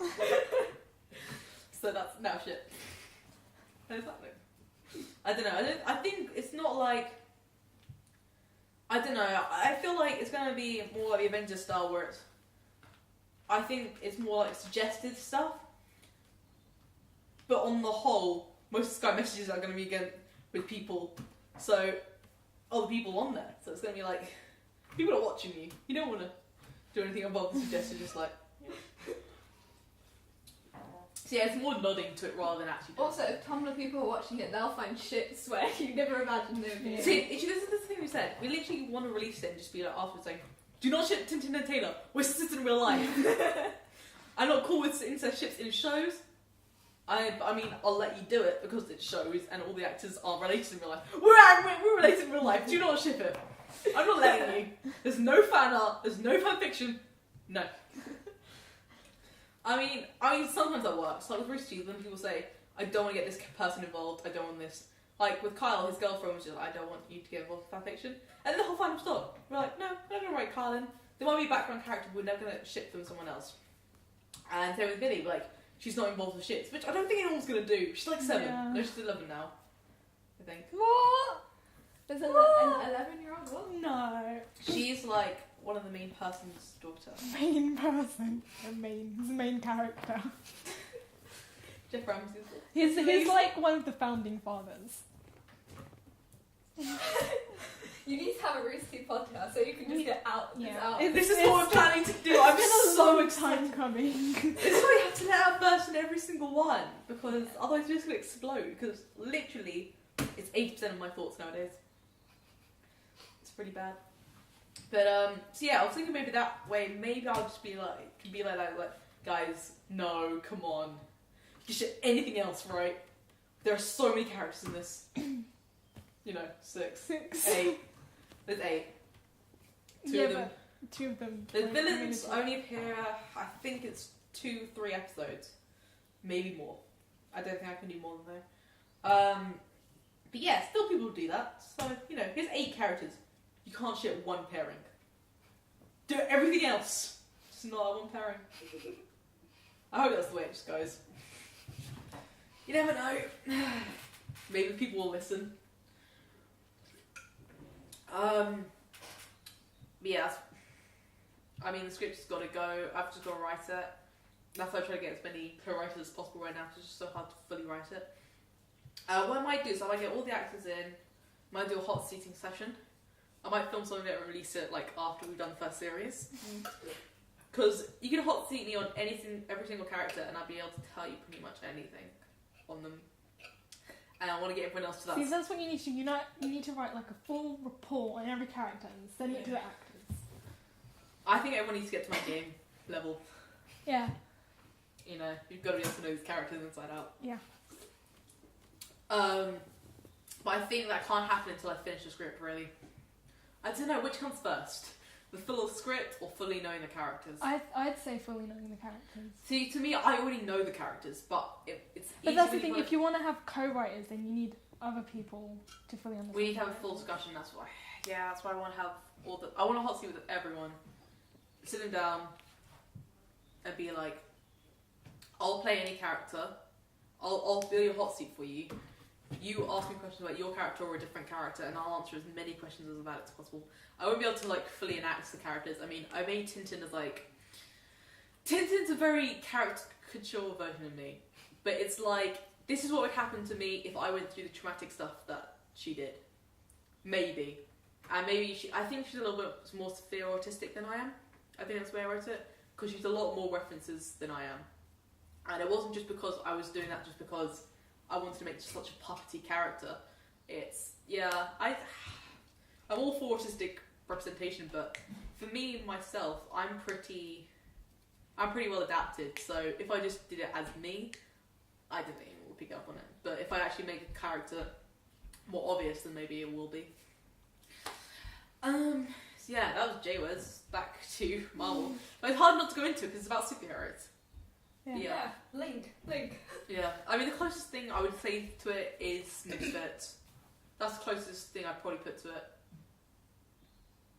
Yeah, but yeah, maybe a little bit of Ruby, maybe. But Avengers is pretty much the best movie they've come out with in Marvel. I don't think anyone tops it for me.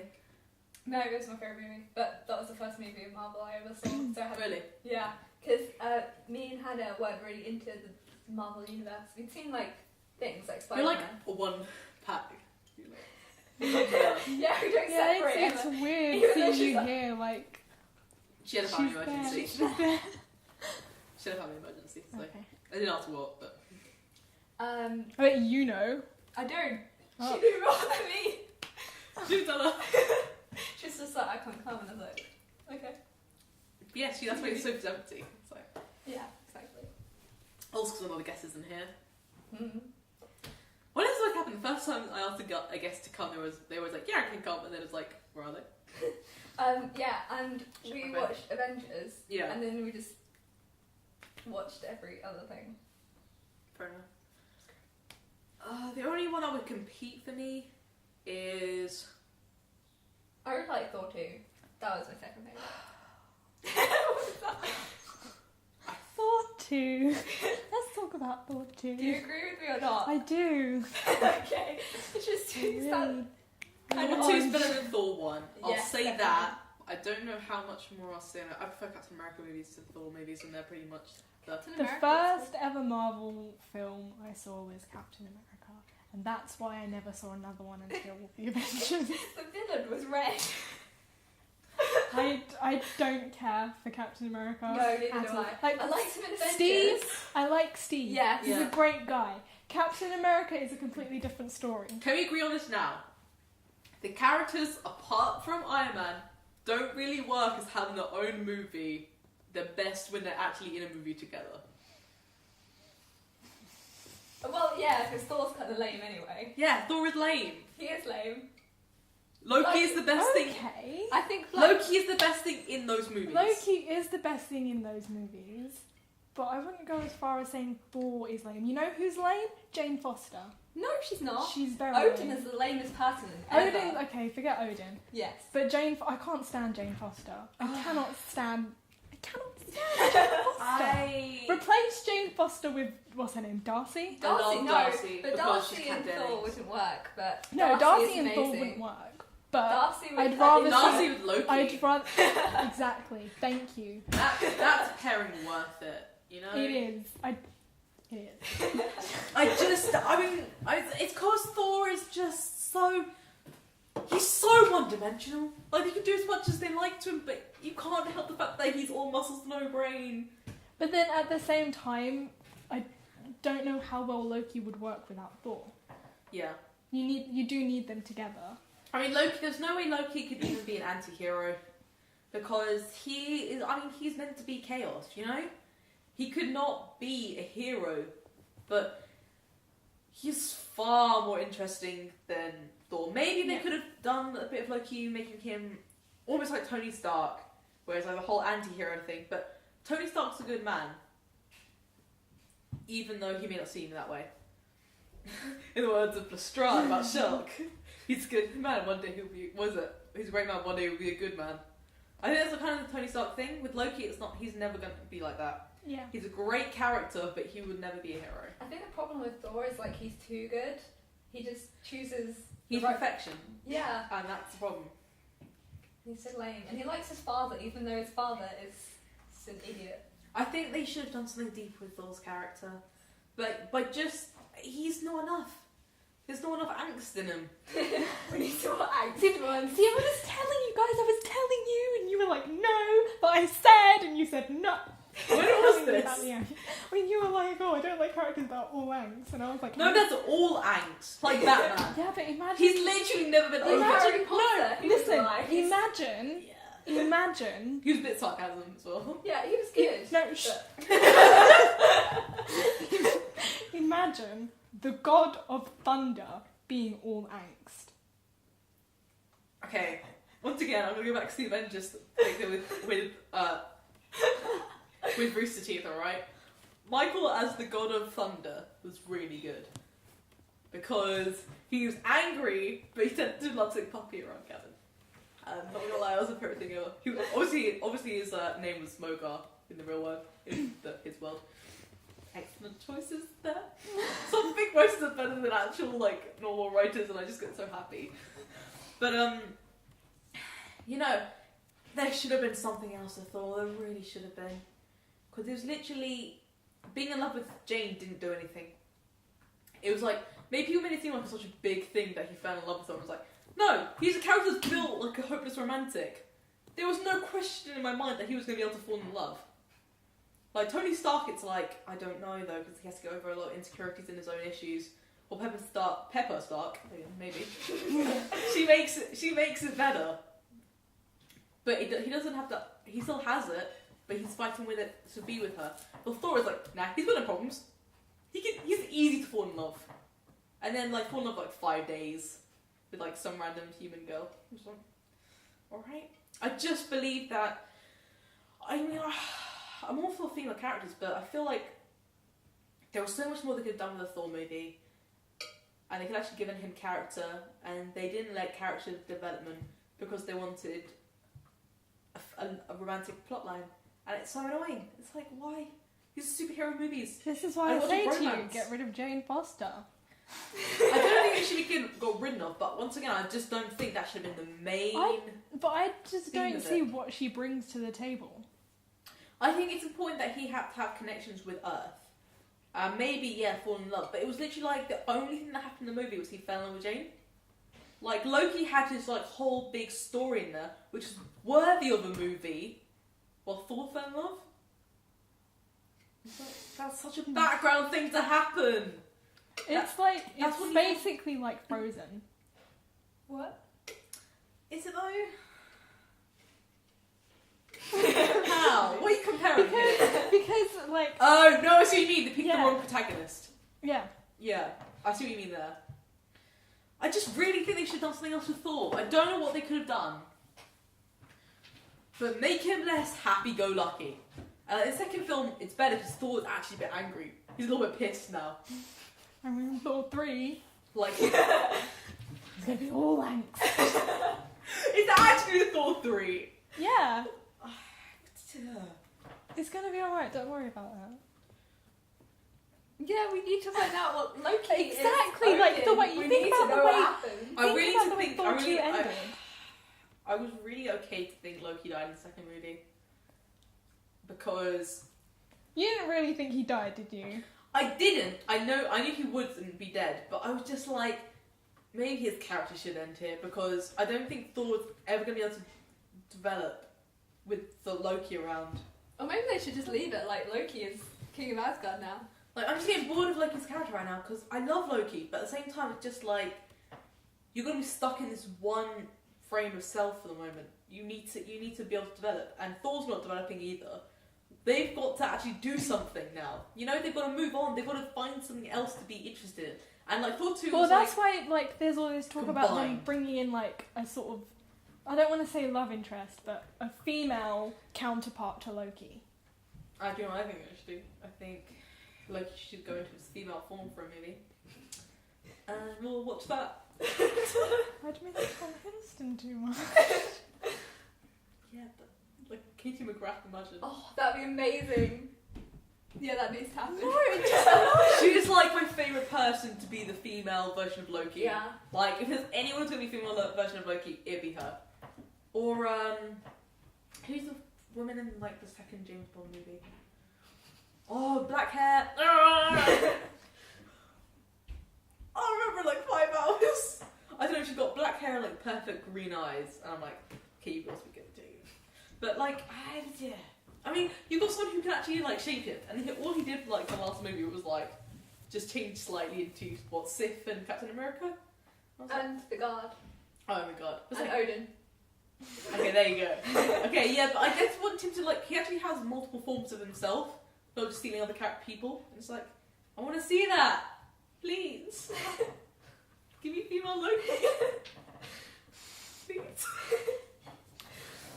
But there needs to be something else. They really need to do something else. They're going to make the Thor 3. But yeah, I mean, Iron Man, I really believe is the best one outside of the Avengers movie. Because the others, I mean, we don't know Black Widow yet. But she has probably pretty much the best background story. Which you may or may not know. Do you want to know? Yeah. Yeah, go on. Alright. Basically, her orphanage was burned down. Her parents obviously died somehow. Then she was like kidnapped by a terrorist organization called the Red Room, I believe.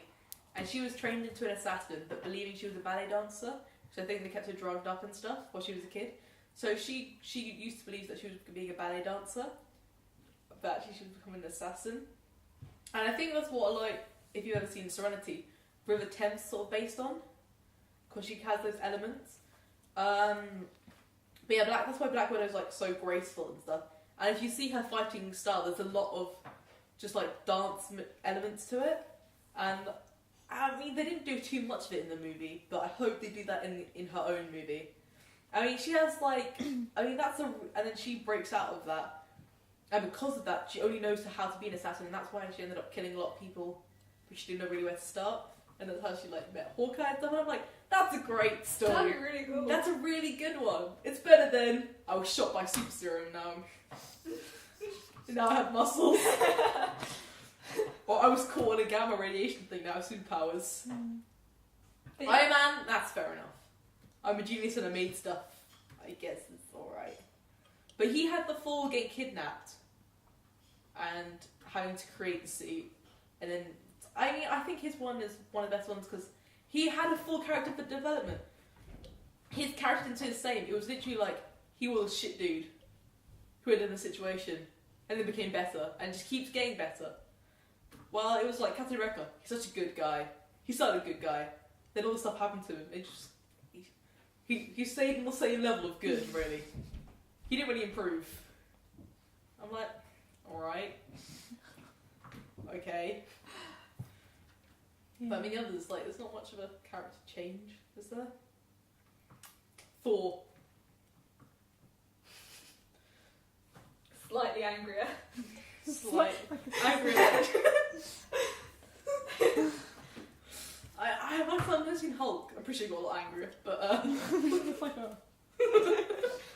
no, when he gets human Hulk. Yeah. They're gonna consider he's always angry, so it might just be up there. Yeah. But it's just gone. That's my secret. I'm always angry. Yeah, that was lame. It was lame. They should still make a movie with Mark Ruffalo. I think they should, because I think people might actually watch it. I tried to watch the TV show, I tried to watch the movies. I just don't see anyone other than Mark Ruffalo to be it now. You know? Can't get the change shirt again. Yeah, I know! Embarrassing, right? We ended up with the same shirt. How? I literally was going to think about the jumper, but like I said, I've got the flu. Primark men's section. Yeah. I think I had the flu or just some cold. I mean, it was really bad on Friday, but it was getting better. But I'm really lightheaded right now, and that's why I'm getting so warm. Like, I'm really warm right now. So I was like, okay, I can't wear a jumper, and that's my sister's shirt. And while she's bigger boobs than me, I have a bigger stomach than her, so I'm not gonna try it. It make me feel bad, you know. So I was like, okay, I'll wear this one. Also my sister's. That's fine. Then you have the same one. Oh, it's so close. My sister's so close to buying the other one as well. There's like a more colourful one. And my dad has it. They're good shirts. But yeah, as soon as the video's off, I can literally snip into the actual podcast now.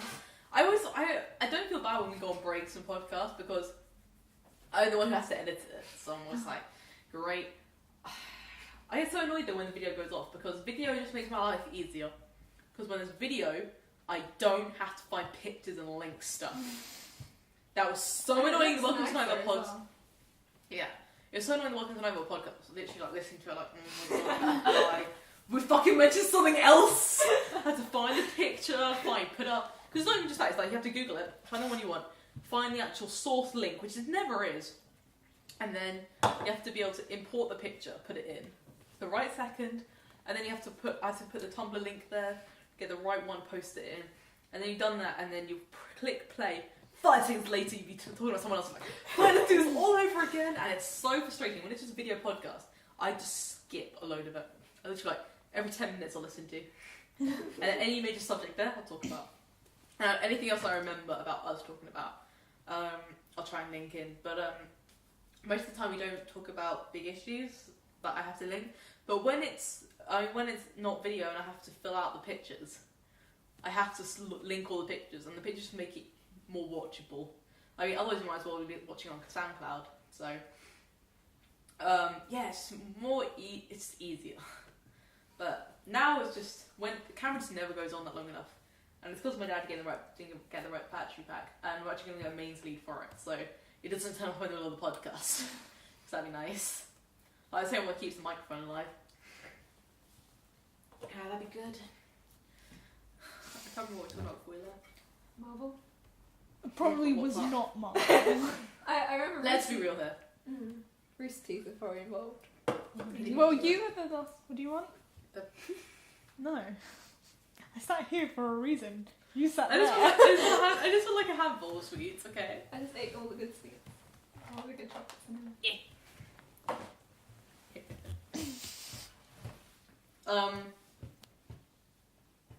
Alright. So what are all of our favourite hero characters? Tony Stark. Yeah, so you? I think Black Widow. I don't know. I just really like Scarlett Johansson, so it kind of adds to it. I really like Scarlett Johansson, but I haven't seen enough of her character for her to be my favourite right now. We've had like 4 films of Tony Stark. That's enough to decide. I feel like as soon as Black Widow movie comes out, like, no, she's my favourite. But for the moment, it's been like, what, 20 minutes of airtime in the Avengers, so it's kind of hard. I mean, you've got Captain America at least, so we could decide that way.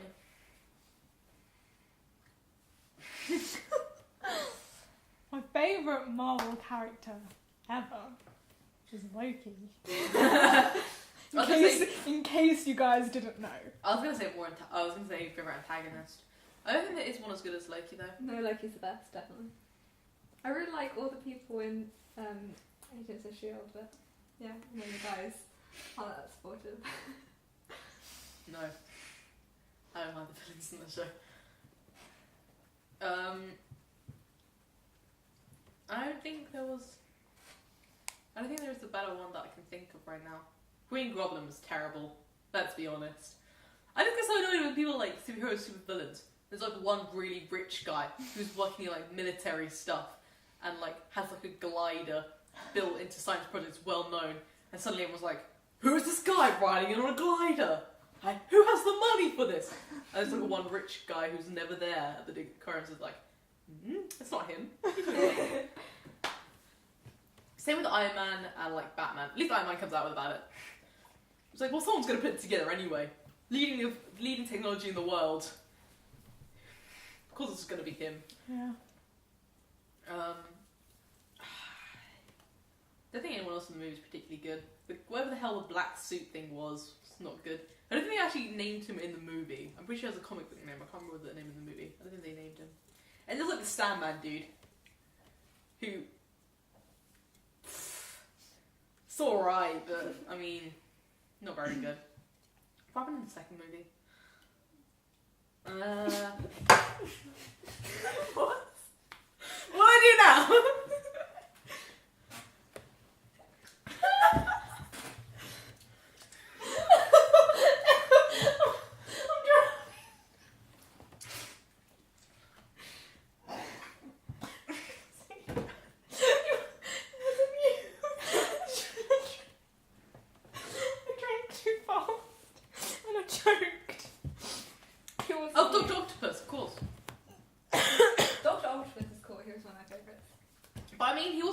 Until like his mechanical arms took over his brain, and they're like, and then it was like crazy. He was like talking to them, and they were like, "You must steal the money." And it was like, "Okay." And it was like, "How should I do it?" It's like, "Let's go to the bank at this time." And it's like making like it's making noise, and I'm like, "They're mechanical arms.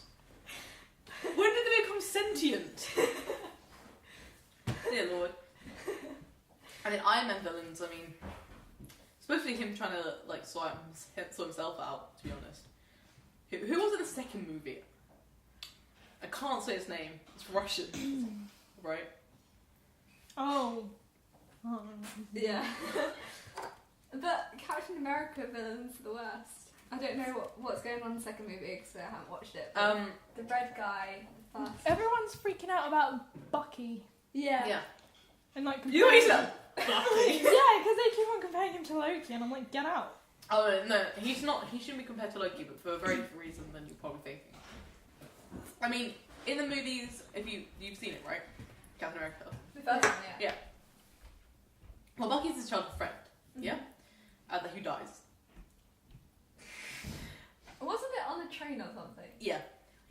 he's so cool. He's so dies. Doesn't really.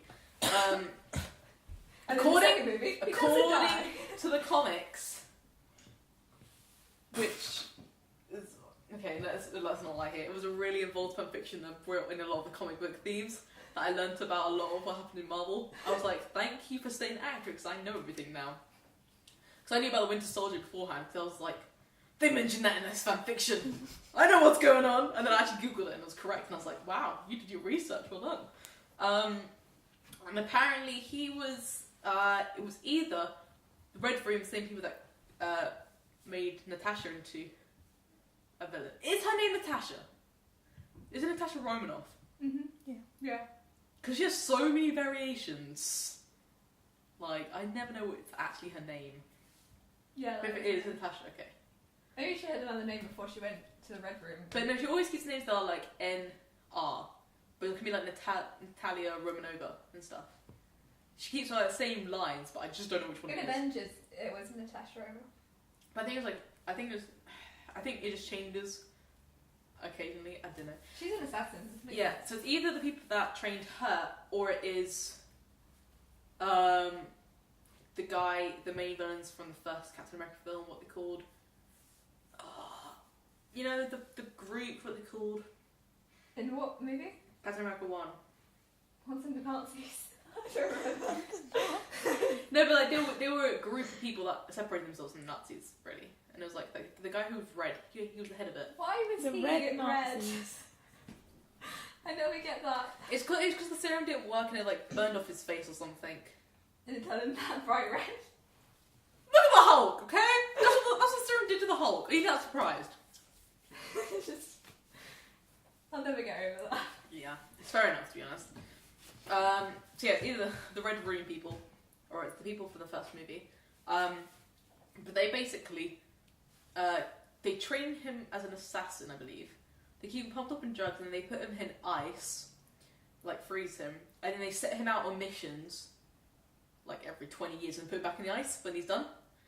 And so it kind of really messes with his head and he doesn't really know who he is. And so he has black eyeliner all over his face. yeah. Like in Spider-Man 3, you develop eyeliner. As soon as you become angsty, it's apparently for the Batman, to get his mask to work, well, he has to cover his eyes with dark eyeshadow and eyeliner to make his eyes like stand out more. I'm happy with that. But yeah, but he's not really a villain as much as an antagonist, because he just didn't know who he was, and a lot of people saying it's not really a superhero movie, it's more of just an action movie. And I think it's about Steve just trying to get him to wake up and realise who he is, and I think he does, because there'll be a shitty end if he doesn't. He'll probably realise who he is and then die, knowing them, because that's what I like to do. So why aren't you sure if it's Red Room or the other peeps? My memory's bad. Okay. It could be both of them at once. Because if it was the Red Room group, then it would work with the Black Widow movie and they could link it and stuff. But if it's the Captain America people, then it'll give him finality by ending that. What are they called? Oh my god! The people who wanted the Tesseract originally. Like, they have a full-on company name. And why is Black Widow there in the movie? I think he just needs help. I don't know. It's like anytime a superhero needs some help, she's there. Like, that's what I'm not lying, man. It happens with Captain America. I think it's maybe she was just one of the ones he was easiest around. I mean, you wouldn't have given him Iron Man to hang around with. That would be a bad idea. He also has a thing for, redheads with more balls than he does. So, I think, they were just like, maybe this could work, and then they were like, nah, this is never going to be a ship because people won't ship it. I just feel it's wrong. Like, those two. I just can't do it. I don't know what it is. Like, I can do most pairings, but I can't do them. I have read fanfiction where it's like all of them, but the problem is, it's always Thor. I want everyone together apart from Thor. I don't know what it's about Thor, but I just don't feel he fits. Like, I mean, it's probably... No. I read my favourite fanfiction from the Avengers fandom was this Friends one. And I think it's called So No One Told You Life. So No One Told You, I think is what it's called. It's in Friends theme tune. And yeah, and it's like, they're not like accurate versions of them in the same way in the fanfic of with Rooster, they're not. It's not like one specific person to a specific person, but like the idea of the flats is pretty much the same. And in that one, it had pretty much all my favourite ships. It was Steve and Tony with some Froststein inside. Steve and Tony doesn't do it for me. Why? Froststein does it for me. Froststein fanfiction is some of the best ones, but they're rare when to find good ones. They are. I don't see how Tony and Steve match. Okay, let's have this discussion. Okay, and then it was so it was like Stoney, Natasha, Bruce, Clint. I really like them. They're in a lot of fanfiction. I don't know why people put them all three together, but I'm very happy when people do it. And then it was like, I think Loki still has things for Thor. I'm not a big fan of Thor and Loki. Thorky. I'm never a big fan of incest ships. It's not incest, it is adopted. Yeah, I I know, ship it as a joke. I like the fanfic for it, and the fandom just. But I don't really ship it. You're an only child, right? Yeah. No. Oh, she Me, is? no, I've got I'm the young only siblings. child. Okay. I mean, I was an only child for 11 years. Okay, no. I don't know, I just want to know what it is about people who ship incest ships.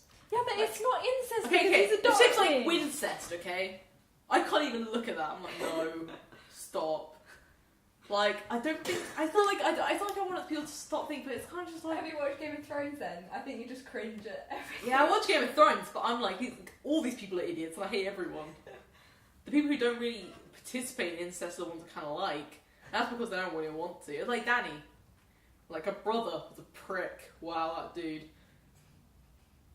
Right?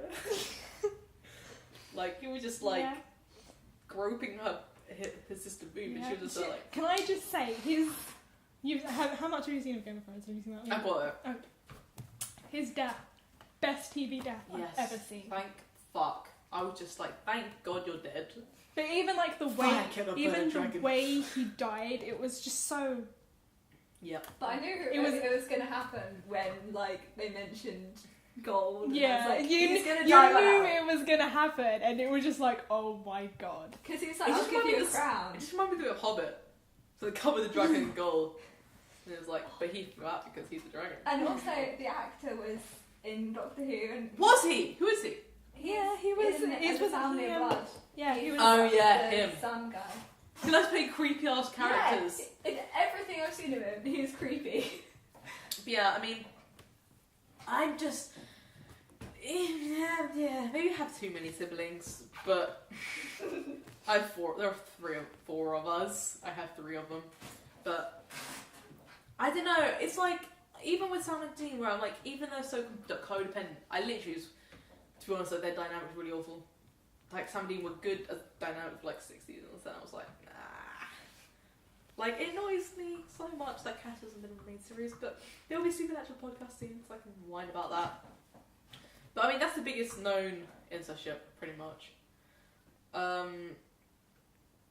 mean, but yeah, it was Thorky. I'm still like, even though they're stepbrothers, there's still the thing of they grew up together.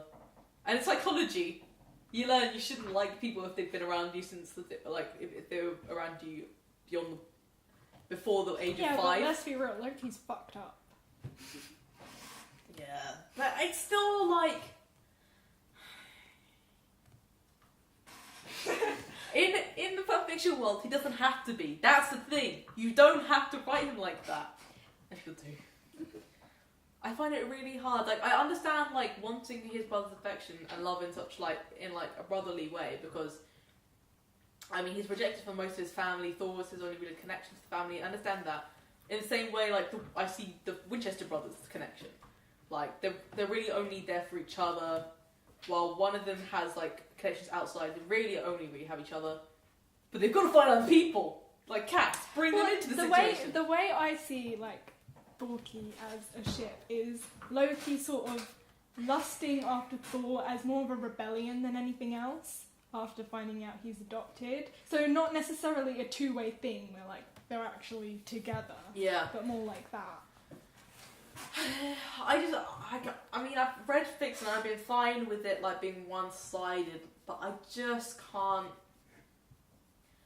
I just feel like, you know, there's competition for love and stuff that, I mean, it's unhealthy, but it doesn't actually have to be in that kind of way. It doesn't have to be romantic love that they're asking for. And I think, yeah, for Loki, I mean, to be honest though, let's be real here, Norse gods, who haven't they fucked? It doesn't matter if they're family. It doesn't matter their gender. It doesn't matter if they're fucking horse. So why the hell would they care if they were brothers? I suppose that's just, you know. I mean, Greek. There were no gods that were much better. There were very few gods that were better. Well, out of European gods. It's just like Norse, Greek, Roman. Just step away from that. Actually, Greek might be worse than Norse. Let's be. But yeah, I mean, when they say they were adopted, it's kind of like they still grew up around each other in the same way like brothers and sisters would. I just can't get past it for me. I understand how some people might be able to, like, go, oh, but they're adopted, so like a loophole in the system. It still doesn't stop the way the bond was made. Like, they weren't gonna have kids anyway. So, actually, no, Loki can. I don't know what my argument here is anymore, but I just don't see that shit. One of my favourite fanfictions is Do or Do Not Try. Do Try or Do Not Try. Yeah. Yeah, I think that's what it's called. And it's Teenage Avengers, because yes. And it's Frostine. And it makes me very happy when there's teenage Frostine. Mainly because teenage Tony Stark is pretty much one of my favourite things. Because, I mean, at that age he's not like the fully formed Tony Stark we see in the first movie, but he's on his way there. And like at that point, like if he has certain friends, then they can like save him from that and stop him from being so angsty. And it makes me very happy when it's like, yes, having friends has stopped him from being angsty, thank you. And also, when people stand up to his dad, thank God. Because I read so many fics where he's like, the dad, Howard, is so evil. And just like rude to his son. Which in a kind of way, in the movies it's like, you're my greatest creation, stuff like that. But he never thought his dad loved him. So I like it when those fics have that element to it. When Howard's really nice and stuff, I'm like, no. This is not enough angst for me here. This is not what I want from a fic. But yeah, and then Teenage Loki is good as well, because it's just like, realistically, if they do it in a human world, then that's when he'd find out he'd be adopted around, and they always pretty much bring that storyline in. And so those two are kind of just like, they work as characters, because they're both really flawed with daddy issues. But I don't know, they just work as characters. Also really cocky, so it's kind of, and sarcastic, so just be sarcastic at each other. I just don't feel Thor and Loki work, because it's just like, what is that thing about in physics where it's like a movable object and...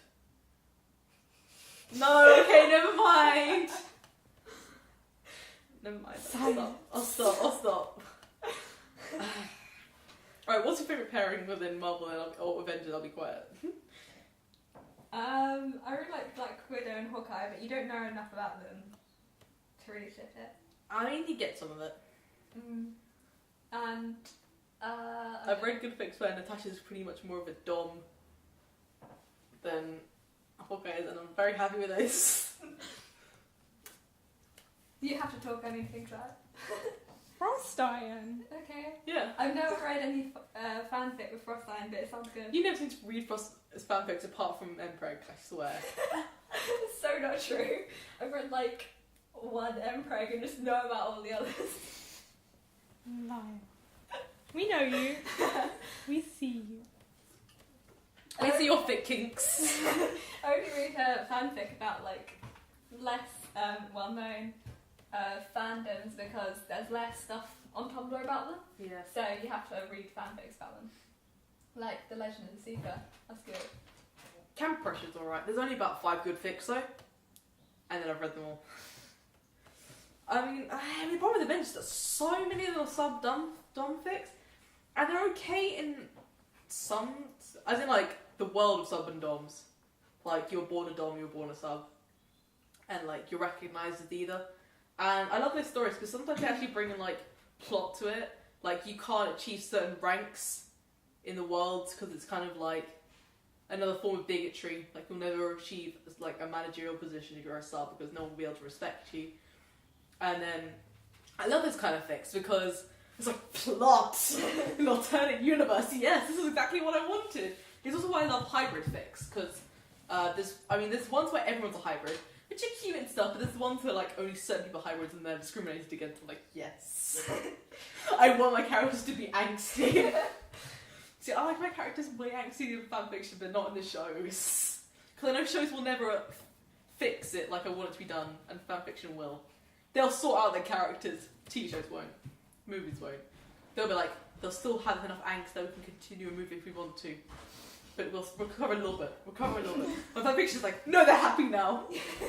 They're happy people now. They're good now. I'm like, thank you. But, yeah, but there's so many just general, like one of them's a sub and the rest of them are doms. And it's just like, you just read the warnings and you're like, I'm not gonna read this. You'd be like, extreme bondage. And I'd be like, let's move on. Let's just scroll down to the next fanfiction. But there's so many of them, I'm like, really, guys? Did someone come in at the wrong moment there? Your sister came in and you were just like, extreme bondage, and she just slowly closed my door. She looked really concerned. Which one? Your oldest one. Oh. She probably would have busted me, that's not a lie. We come from a line of fanfiction readers. My older sister, whose name I wasn't really meant to talk about in the podcast, but she started her own fanfiction running through MSN, and she started like working her own thing back before there was fanfiction.net, an archive of her own. They used MSN, and that's what she did everything through. I don't know what she wrote or read. I knew for a while she read Twilight, but only like good ones. She's like, I hated those, but I like these. Yeah, and then it's just going through the family. Our youngest sister of age of 11, we're wondering when she's going to crack. I think I started reading about 13. Must have been around 13, that's when Twilight got popular. I don't think I read anything before that. I think I read some Harry Potter, some Doctor Who. But then Twilight was like, yeah! And then after I was like, what did I do? I wrote for Twilight, how could I? I like read Harry Potter fanfic when I was like 9, but I didn't know what it was at the time. I was just like, this is great. Because it was like Harry and Hermione got together and I was like, this is so great. So yeah, and then when I was 6, I unknowingly wrote Harry Potter fanfiction. And I used to do How did you unknowingly? Because how was I supposed to know it was fanfiction? Like, I just thought I was writing a story about Harry and me and his friends. Okay. Yeah, that's what I did. And I then put myself into And the Harry Potter then universe. when I got a Reader bit... inserts. Original characters. Original characters, I can't do. But reader insert, especially for the Rooster Teeth. No, they need to stop, okay? Alright. I'll save it for the Rooster Teeth podcast. But yeah, no, and then when I was older, I used to like draw loads of pictures of like just Harry and like comic strips of how Harry and Hermione got together, and Ron was always Aww. like That's so tag along. cute. Yeah. Okay, I'm just going to read inside for a bit. As a person who has to work for the Fuck Your After fanfic, I say has to.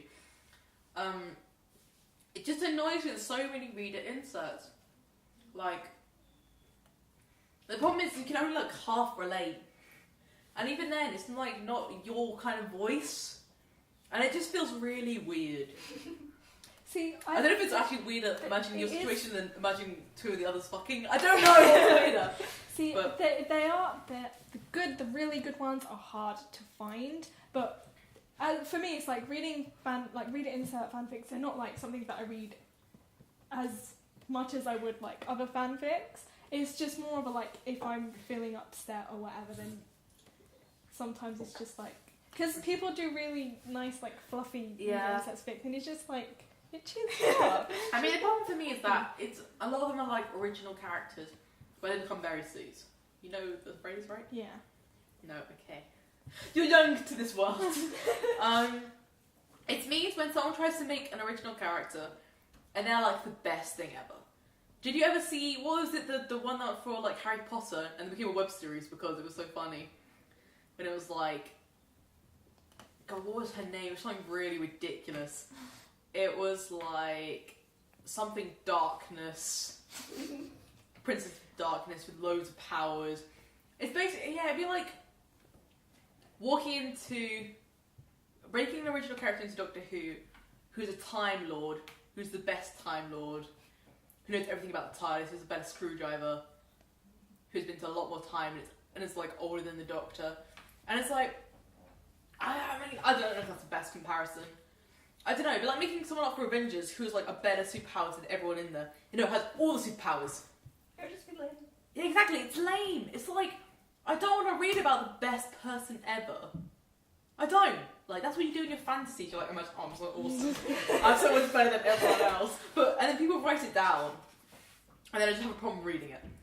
It's like, oh yeah, she's the prettiest person there, with the best powers, who's immortal, can't be killed off, who everyone loves, and has a fling with like every character that's good looking. And we're just like, it's so hard. Like, if there was a genuinely good original character, like an original character that wasn't based on, I feel like every time I reach an original character, the personality aspects are so obviously original character, like them or their friend. It's like an Irish person starts working for Rooster Teeth. Look at the fanfiction. Author? Oh, you're from Ireland. Big surprise. Name's, I don't know. Jennifer. Name. Jennifer. Or it'll be something else like really close. Yeah. Like Jenna. It's like, yep. Yeah. And it's like, working in movies longer than Gavin had. Can do editing better than anyone else. Has features all describe all the ones in the icon picture, but they're obviously the most beautiful person there. It's like, Like, when you get, like, OCs as well who come to Rooster Teeth and they immediately get put as one of the achievement hunters, like... Yeah, immediately achievement hunter, immediately on podcasts. And it's like, there are people who've been working there for, like, 5 years and have never been in a video, or been in, like, an AWU, or a news once. How does this even work? What is... I don't know. You're confusing me more and more the more I learn about Rooster Teeth. It's a complex universe. No, I've tried to watch. I'm confused for the whole thing. It's just like, it's just a company of like 50 people. But how do they get money? Because, I mean, they just do. YouTube, okay, they're like one of the highest YouTube people. They were around before YouTube was around. They had the first web series ever, and almost called it what's it called? A web dot series? What's it called? It was something really dumb. Web dot series. No, it was something like... No, it was going to be something that was make a jokey name, but then they realised, let's not do that. Oh no, sit.com, sit.com, that's what it was going to be called. But they're the ones that first ever had this web series idea. They're like, it's going to be a video that's released every week, and they're all attached to it, and it was like, what is this crazy thing? And now we just accept it. Yeah. That's just the thing that happens now. And they just pretty much make the most amount of I don't understand how they get money though. Why do people... YouTube paid them first of all. Yeah, but why do people work there and then not get on videos? What are they doing with their lives? Because it's a whole company. The company isn't based around making like. There's so much going on. You have to do. There's a lot of like technical shit, but I'm bad. And then you have people who make merchandise and people who write for the series and people who animate, people who are voice actors, people Sounds who are like actors. A ridiculous company. They are. It's great. They also make money from merchandise. But I don't know what else they make money from. Do they make money from donations? I think they're like... RTX must make up a lot of money. Sponsors? Sponsors RTX as well. I think RTX has a lot of money. Maybe they sell drugs. Some secret company thing. I wouldn't be surprised. No, they sell clones of Gavin. I think in the realms of fiction they're secretly porn stars. Secretly prostitutes, they hire out the workers. I wouldn't be surprised if Bernie had that going on. Yeah. How do we even get to this? Yeah, but yeah, that's the main thing I don't like in fanfiction. Like, original characters. I'm just like, I don't want to see this. Also, I've probably been ruined by the fact that I read so much Rooster Teeth because I expect a lot of OUs now. Mm-hmm. Because with Rooster Teeth, because they're an actual company, people want to write OUs because they're like, I want them to be separate from this world. I want to write them as hybrids. I want to write them as outer space. I want to read them as high schoolers. And then, like, I go to any other fandom and they'll be like, all canon universe. Yeah. Maybe one high school fic, and there's canon. Coffee shop. Canon. Another high school. I like canon. the Rooster Teeth fandom goes through phases. Like a while back, it was all like angels, and then Angel and Devil. yeah, oh God, the Kings. There's some space one that was one for a while. Because it's like a lot of the time it's just like based on their latest Let's Play, so whatever that was in. Every time Splinter Cell 1 comes out, it's always like assassins. Yeah. Assassin Mercs. A GTA, Heist Cruise. Yeah, it just goes by that. I don't know how you're going to stop talking about Rooster Teeth on this podcast, on the other podcast. Yeah, I don't know how Rooster we're Teeth. We have to start earlier than I think, so we've just gone for like 3 hours. Don't be hell to edit, God no. But yeah, so I'm so used to that, and then when it's really hard just to read. I don't like reading canon universe most of the time. It's almost like, well, I've already had ideas about how this universe works. I like seeing them in different situations. Yeah. And then I think that's why I love the Friends. Psycho-T. Yeah, keep that. But I mean, that's why I love the Friends one so much. It was such a good find to find it. Find it. Yeah! I know it's not the best wording, but to find a Friends style Avengers, like, that's something you're not going to find often. I'm turning into a Hufflepuff, what am I doing? But I mean, I read a good Hogwarts OU. I'm pretty sure I mentioned it before. But Hogwarts OUs are good, especially when it's like, all of them are friends anyway to find the houses. Okay, which house would you place them in? Because I already have like very strict ideas. The Avengers? Yeah. See, People who are on that poster now. Not like the canon universe, but there's like Captain America. I think he would still be a Hufflepuff, not a Gryffindor. I don't know.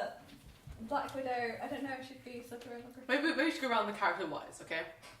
So Captain America, you say Hufflepuff. I say Gryffindor. You say Gryffindor. okay. Who does by democracy? We just go. This is what people think. Because Black Widow. No, I think Slytherin. Slytherin. I don't know enough about her to put her in. But what you've seen of her? Okay, I'll just go for the sake of argument. I'll go with Slytherin. Okay. Well, not really argument. You just agree with us. No, I genuinely don't know. Hulk. He's both. Can it just change when he changes? I don't think he changes the person that much. He just gets a bit angrier. Yeah, it's just. I mean, I can't decide whether he's a Hufflepuff. Okay, no. Okay. Or In most or a Hogwarts Hufflepuff. OUs, they write him hulking out as being Wealth. Like, That'd be cool. or sometimes he's what's it called, an animorph. Yeah, those things. Animagus. Yeah, there you go, animagus. He's either an animagus or he's actually a werewolf, so he turns into it. Okay. But it's like a separate thing. I wouldn't say the werewolf wouldn't be placed in a house. It's him who's being placed in. So then, who would you say? I think Hufflepuff then. Even though he's Ravenclaw. better.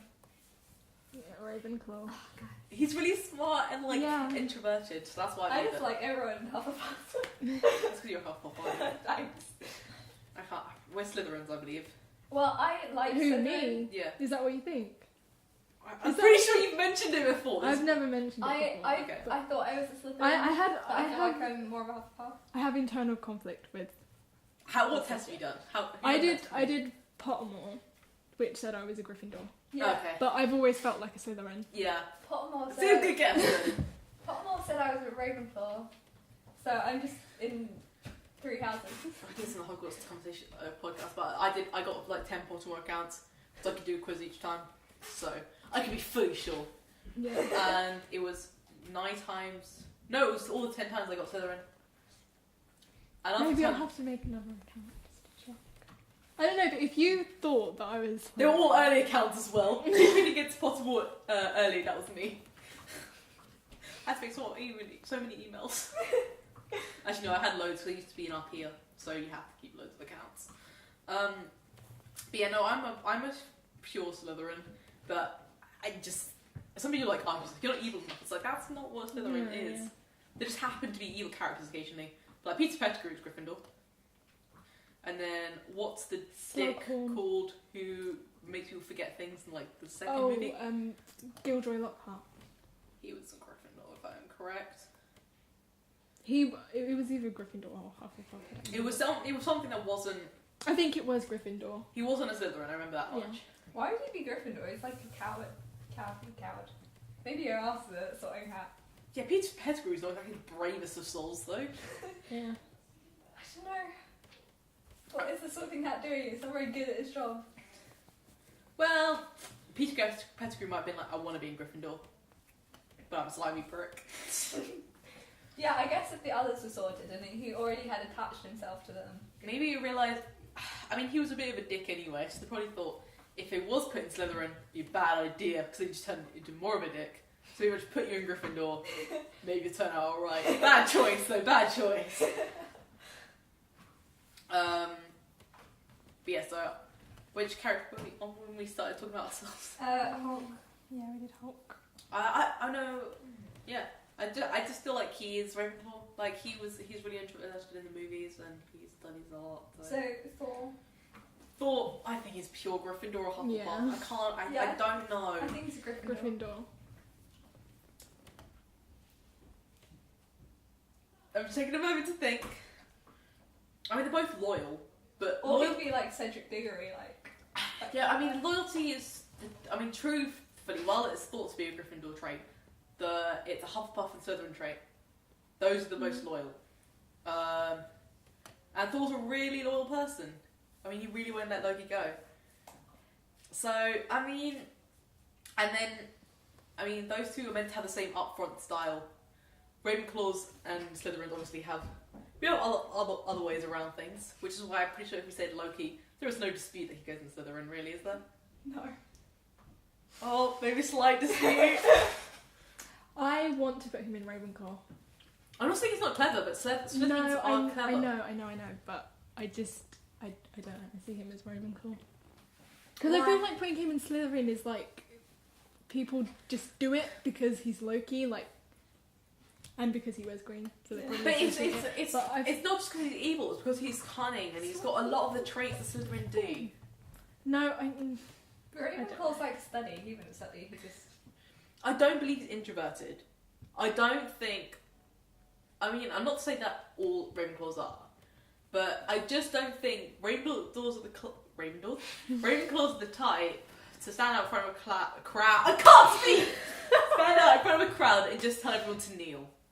That's not a Ravenclaw thing to do. yeah, but that's what I feel like he's like a Ravenclaw gone wrong.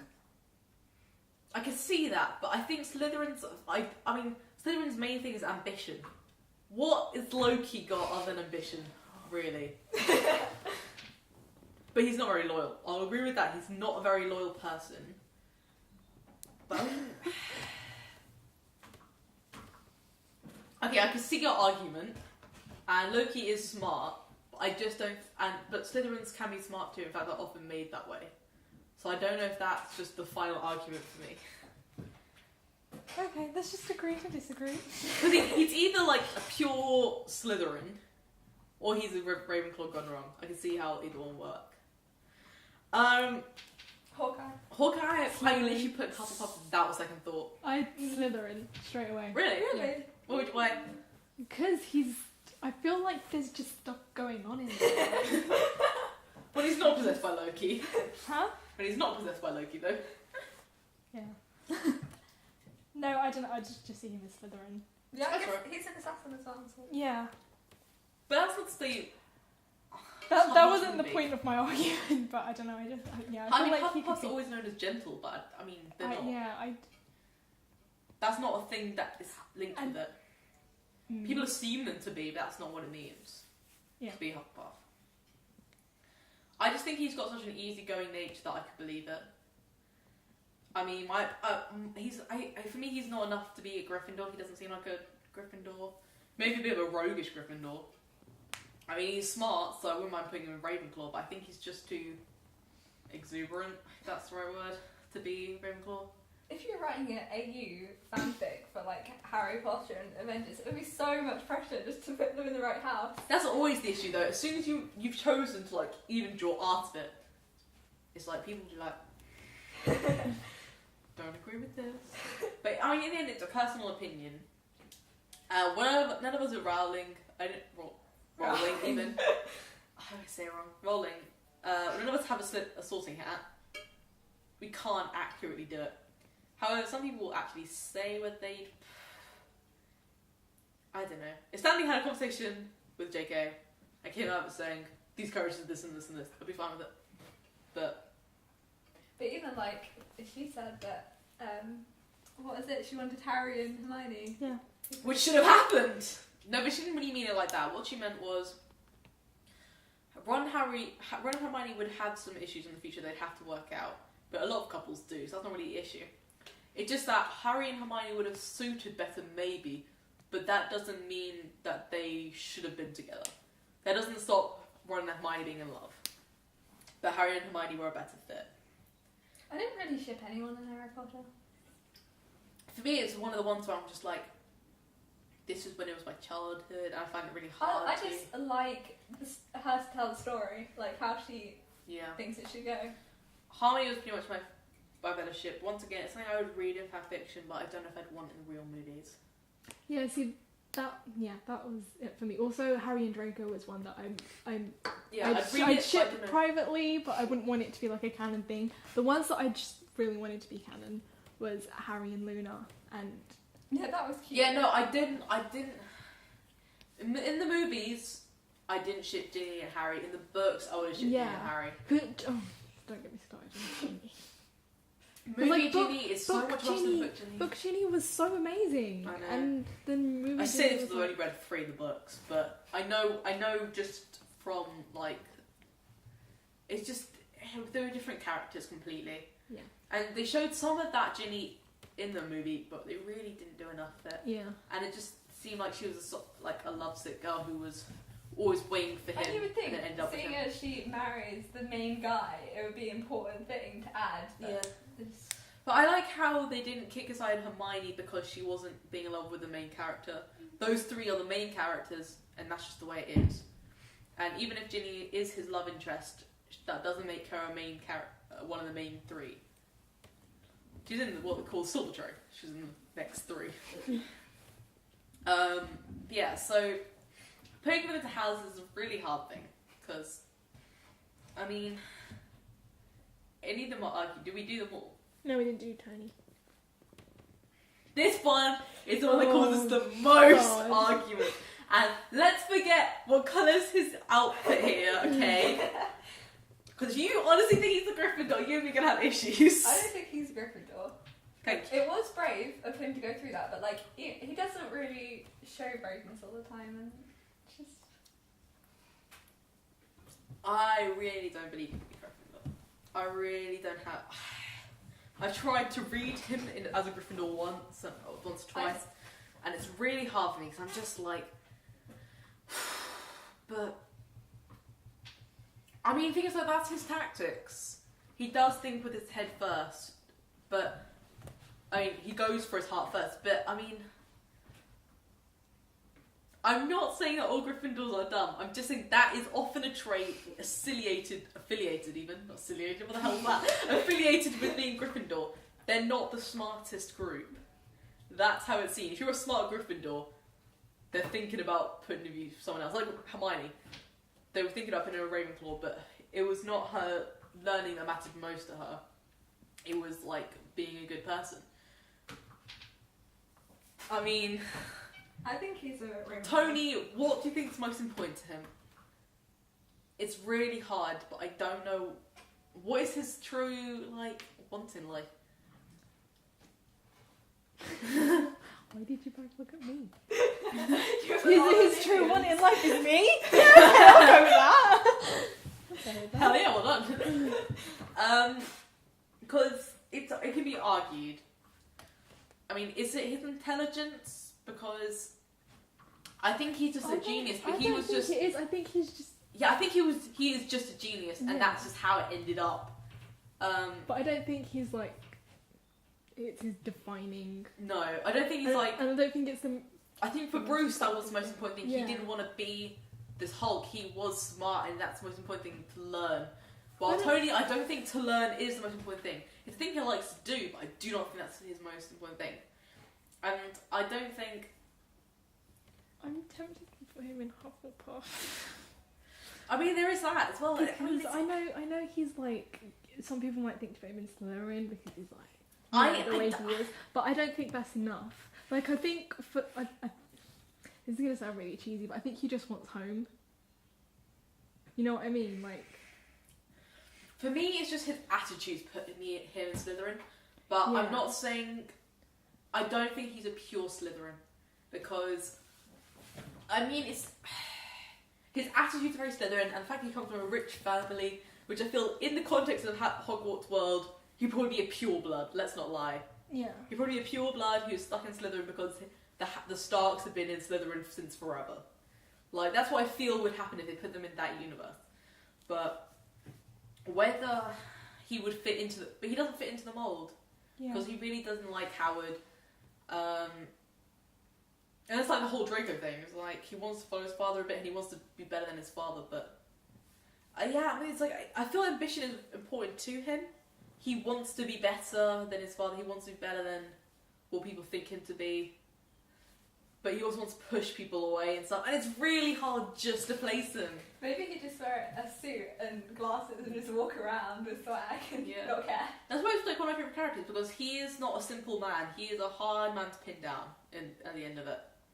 He's not... Thor is so simple. You could put him in Gryffindor or Hufflepuff, but there's not much of an argument over himself. Okay, just hear me out, right? Alright. Think about Gryffindor, just for the fact that I can imagine him being a marauder. I see what you mean. It's so hard. It really is. I just don't believe he's a Gryffindor. I think maybe because I really feel like Tony Stark has so much bravado. I really feel he's an introvert, but he has a fake extroversion, which he was just brought into by living into the fame. That's why I say Hufflepuff. But this is why I would argue Ravenclaw. I feel he's just as introverted as Bruce Banner, but he being brought up in that spotlight and being around Howard has just made him an extrovert because he's forced it. But when he's by himself, he just sits in the lab, doesn't talk to anyone, and just makes stuff. And I think that's what, for me, puts him Ravenclaw, because that's when he's around no one else. When he's most himself, he's most like a Ravenclaw. But when he's around other people, it can be argued for Gryffindor or Slytherin. But by himself, I think he's most likely to be a Ravenclaw. Yeah, okay, I see that. It's such a hard argument. The way you put so much thought into thinking about fictional characters, Hogwarts houses, which is also fictional, is ridiculous.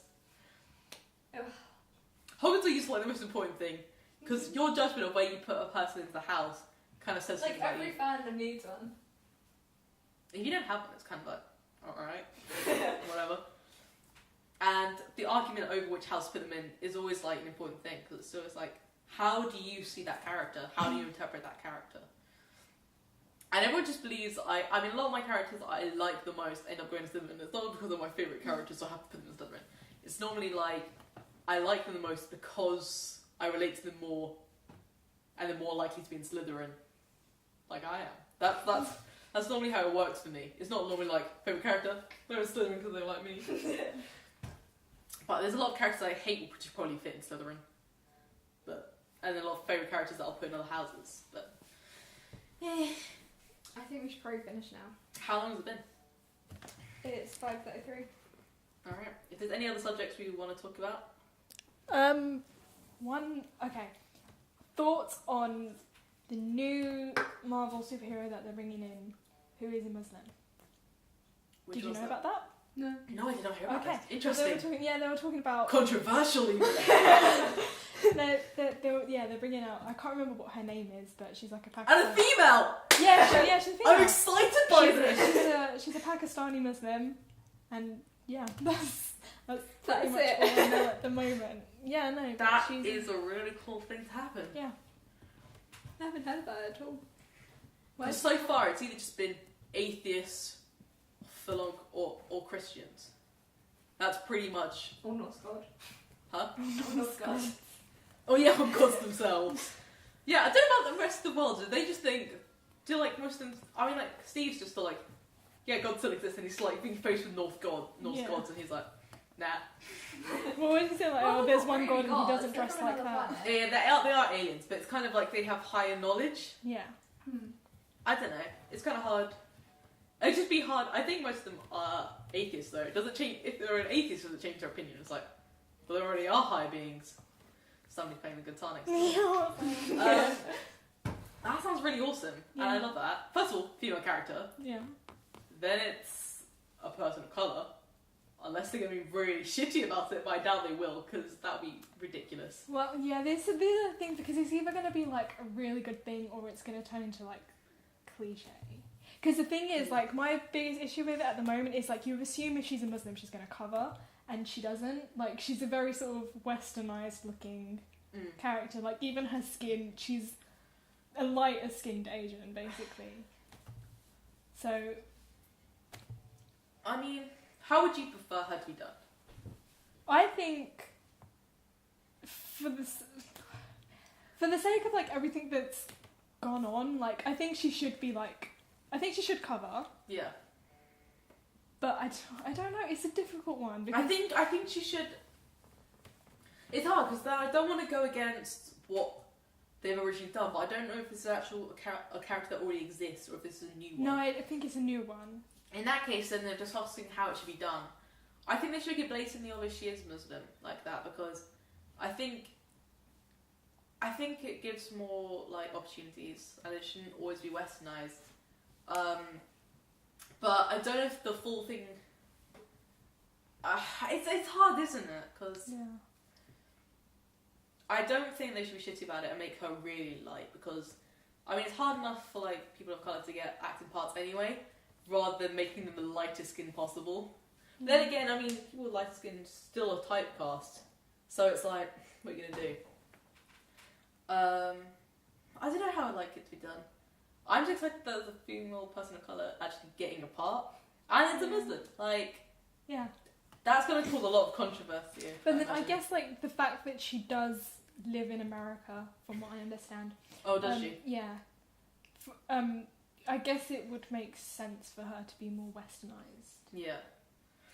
I mean, I'm sure whichever way they do it, they'll make it legitimate and that. I just hope it's written well. Yeah. Like, however it's done, I don't think I'll mind. I just hope it's done well. Because otherwise you're going to have some issues. Because they're going to get backlash from people, let's not face it, racists, as it is. Then to do it badly, so that the people that it was marketed towards also give them backlash. Yeah. You know, they've got to do this well. It's going to be a tricky tightrope, but I'm glad they're actually experimenting with doing something different. That'd be good. Oh, I wanted to stop, but you know when we were redoing Spider-Man? Did you hear about the Donald Glover thing? Basically, he's an actor from Community. He's also a rapper called Childish Gambino. Oh, okay. Yeah, see? Right. See, people know him as that.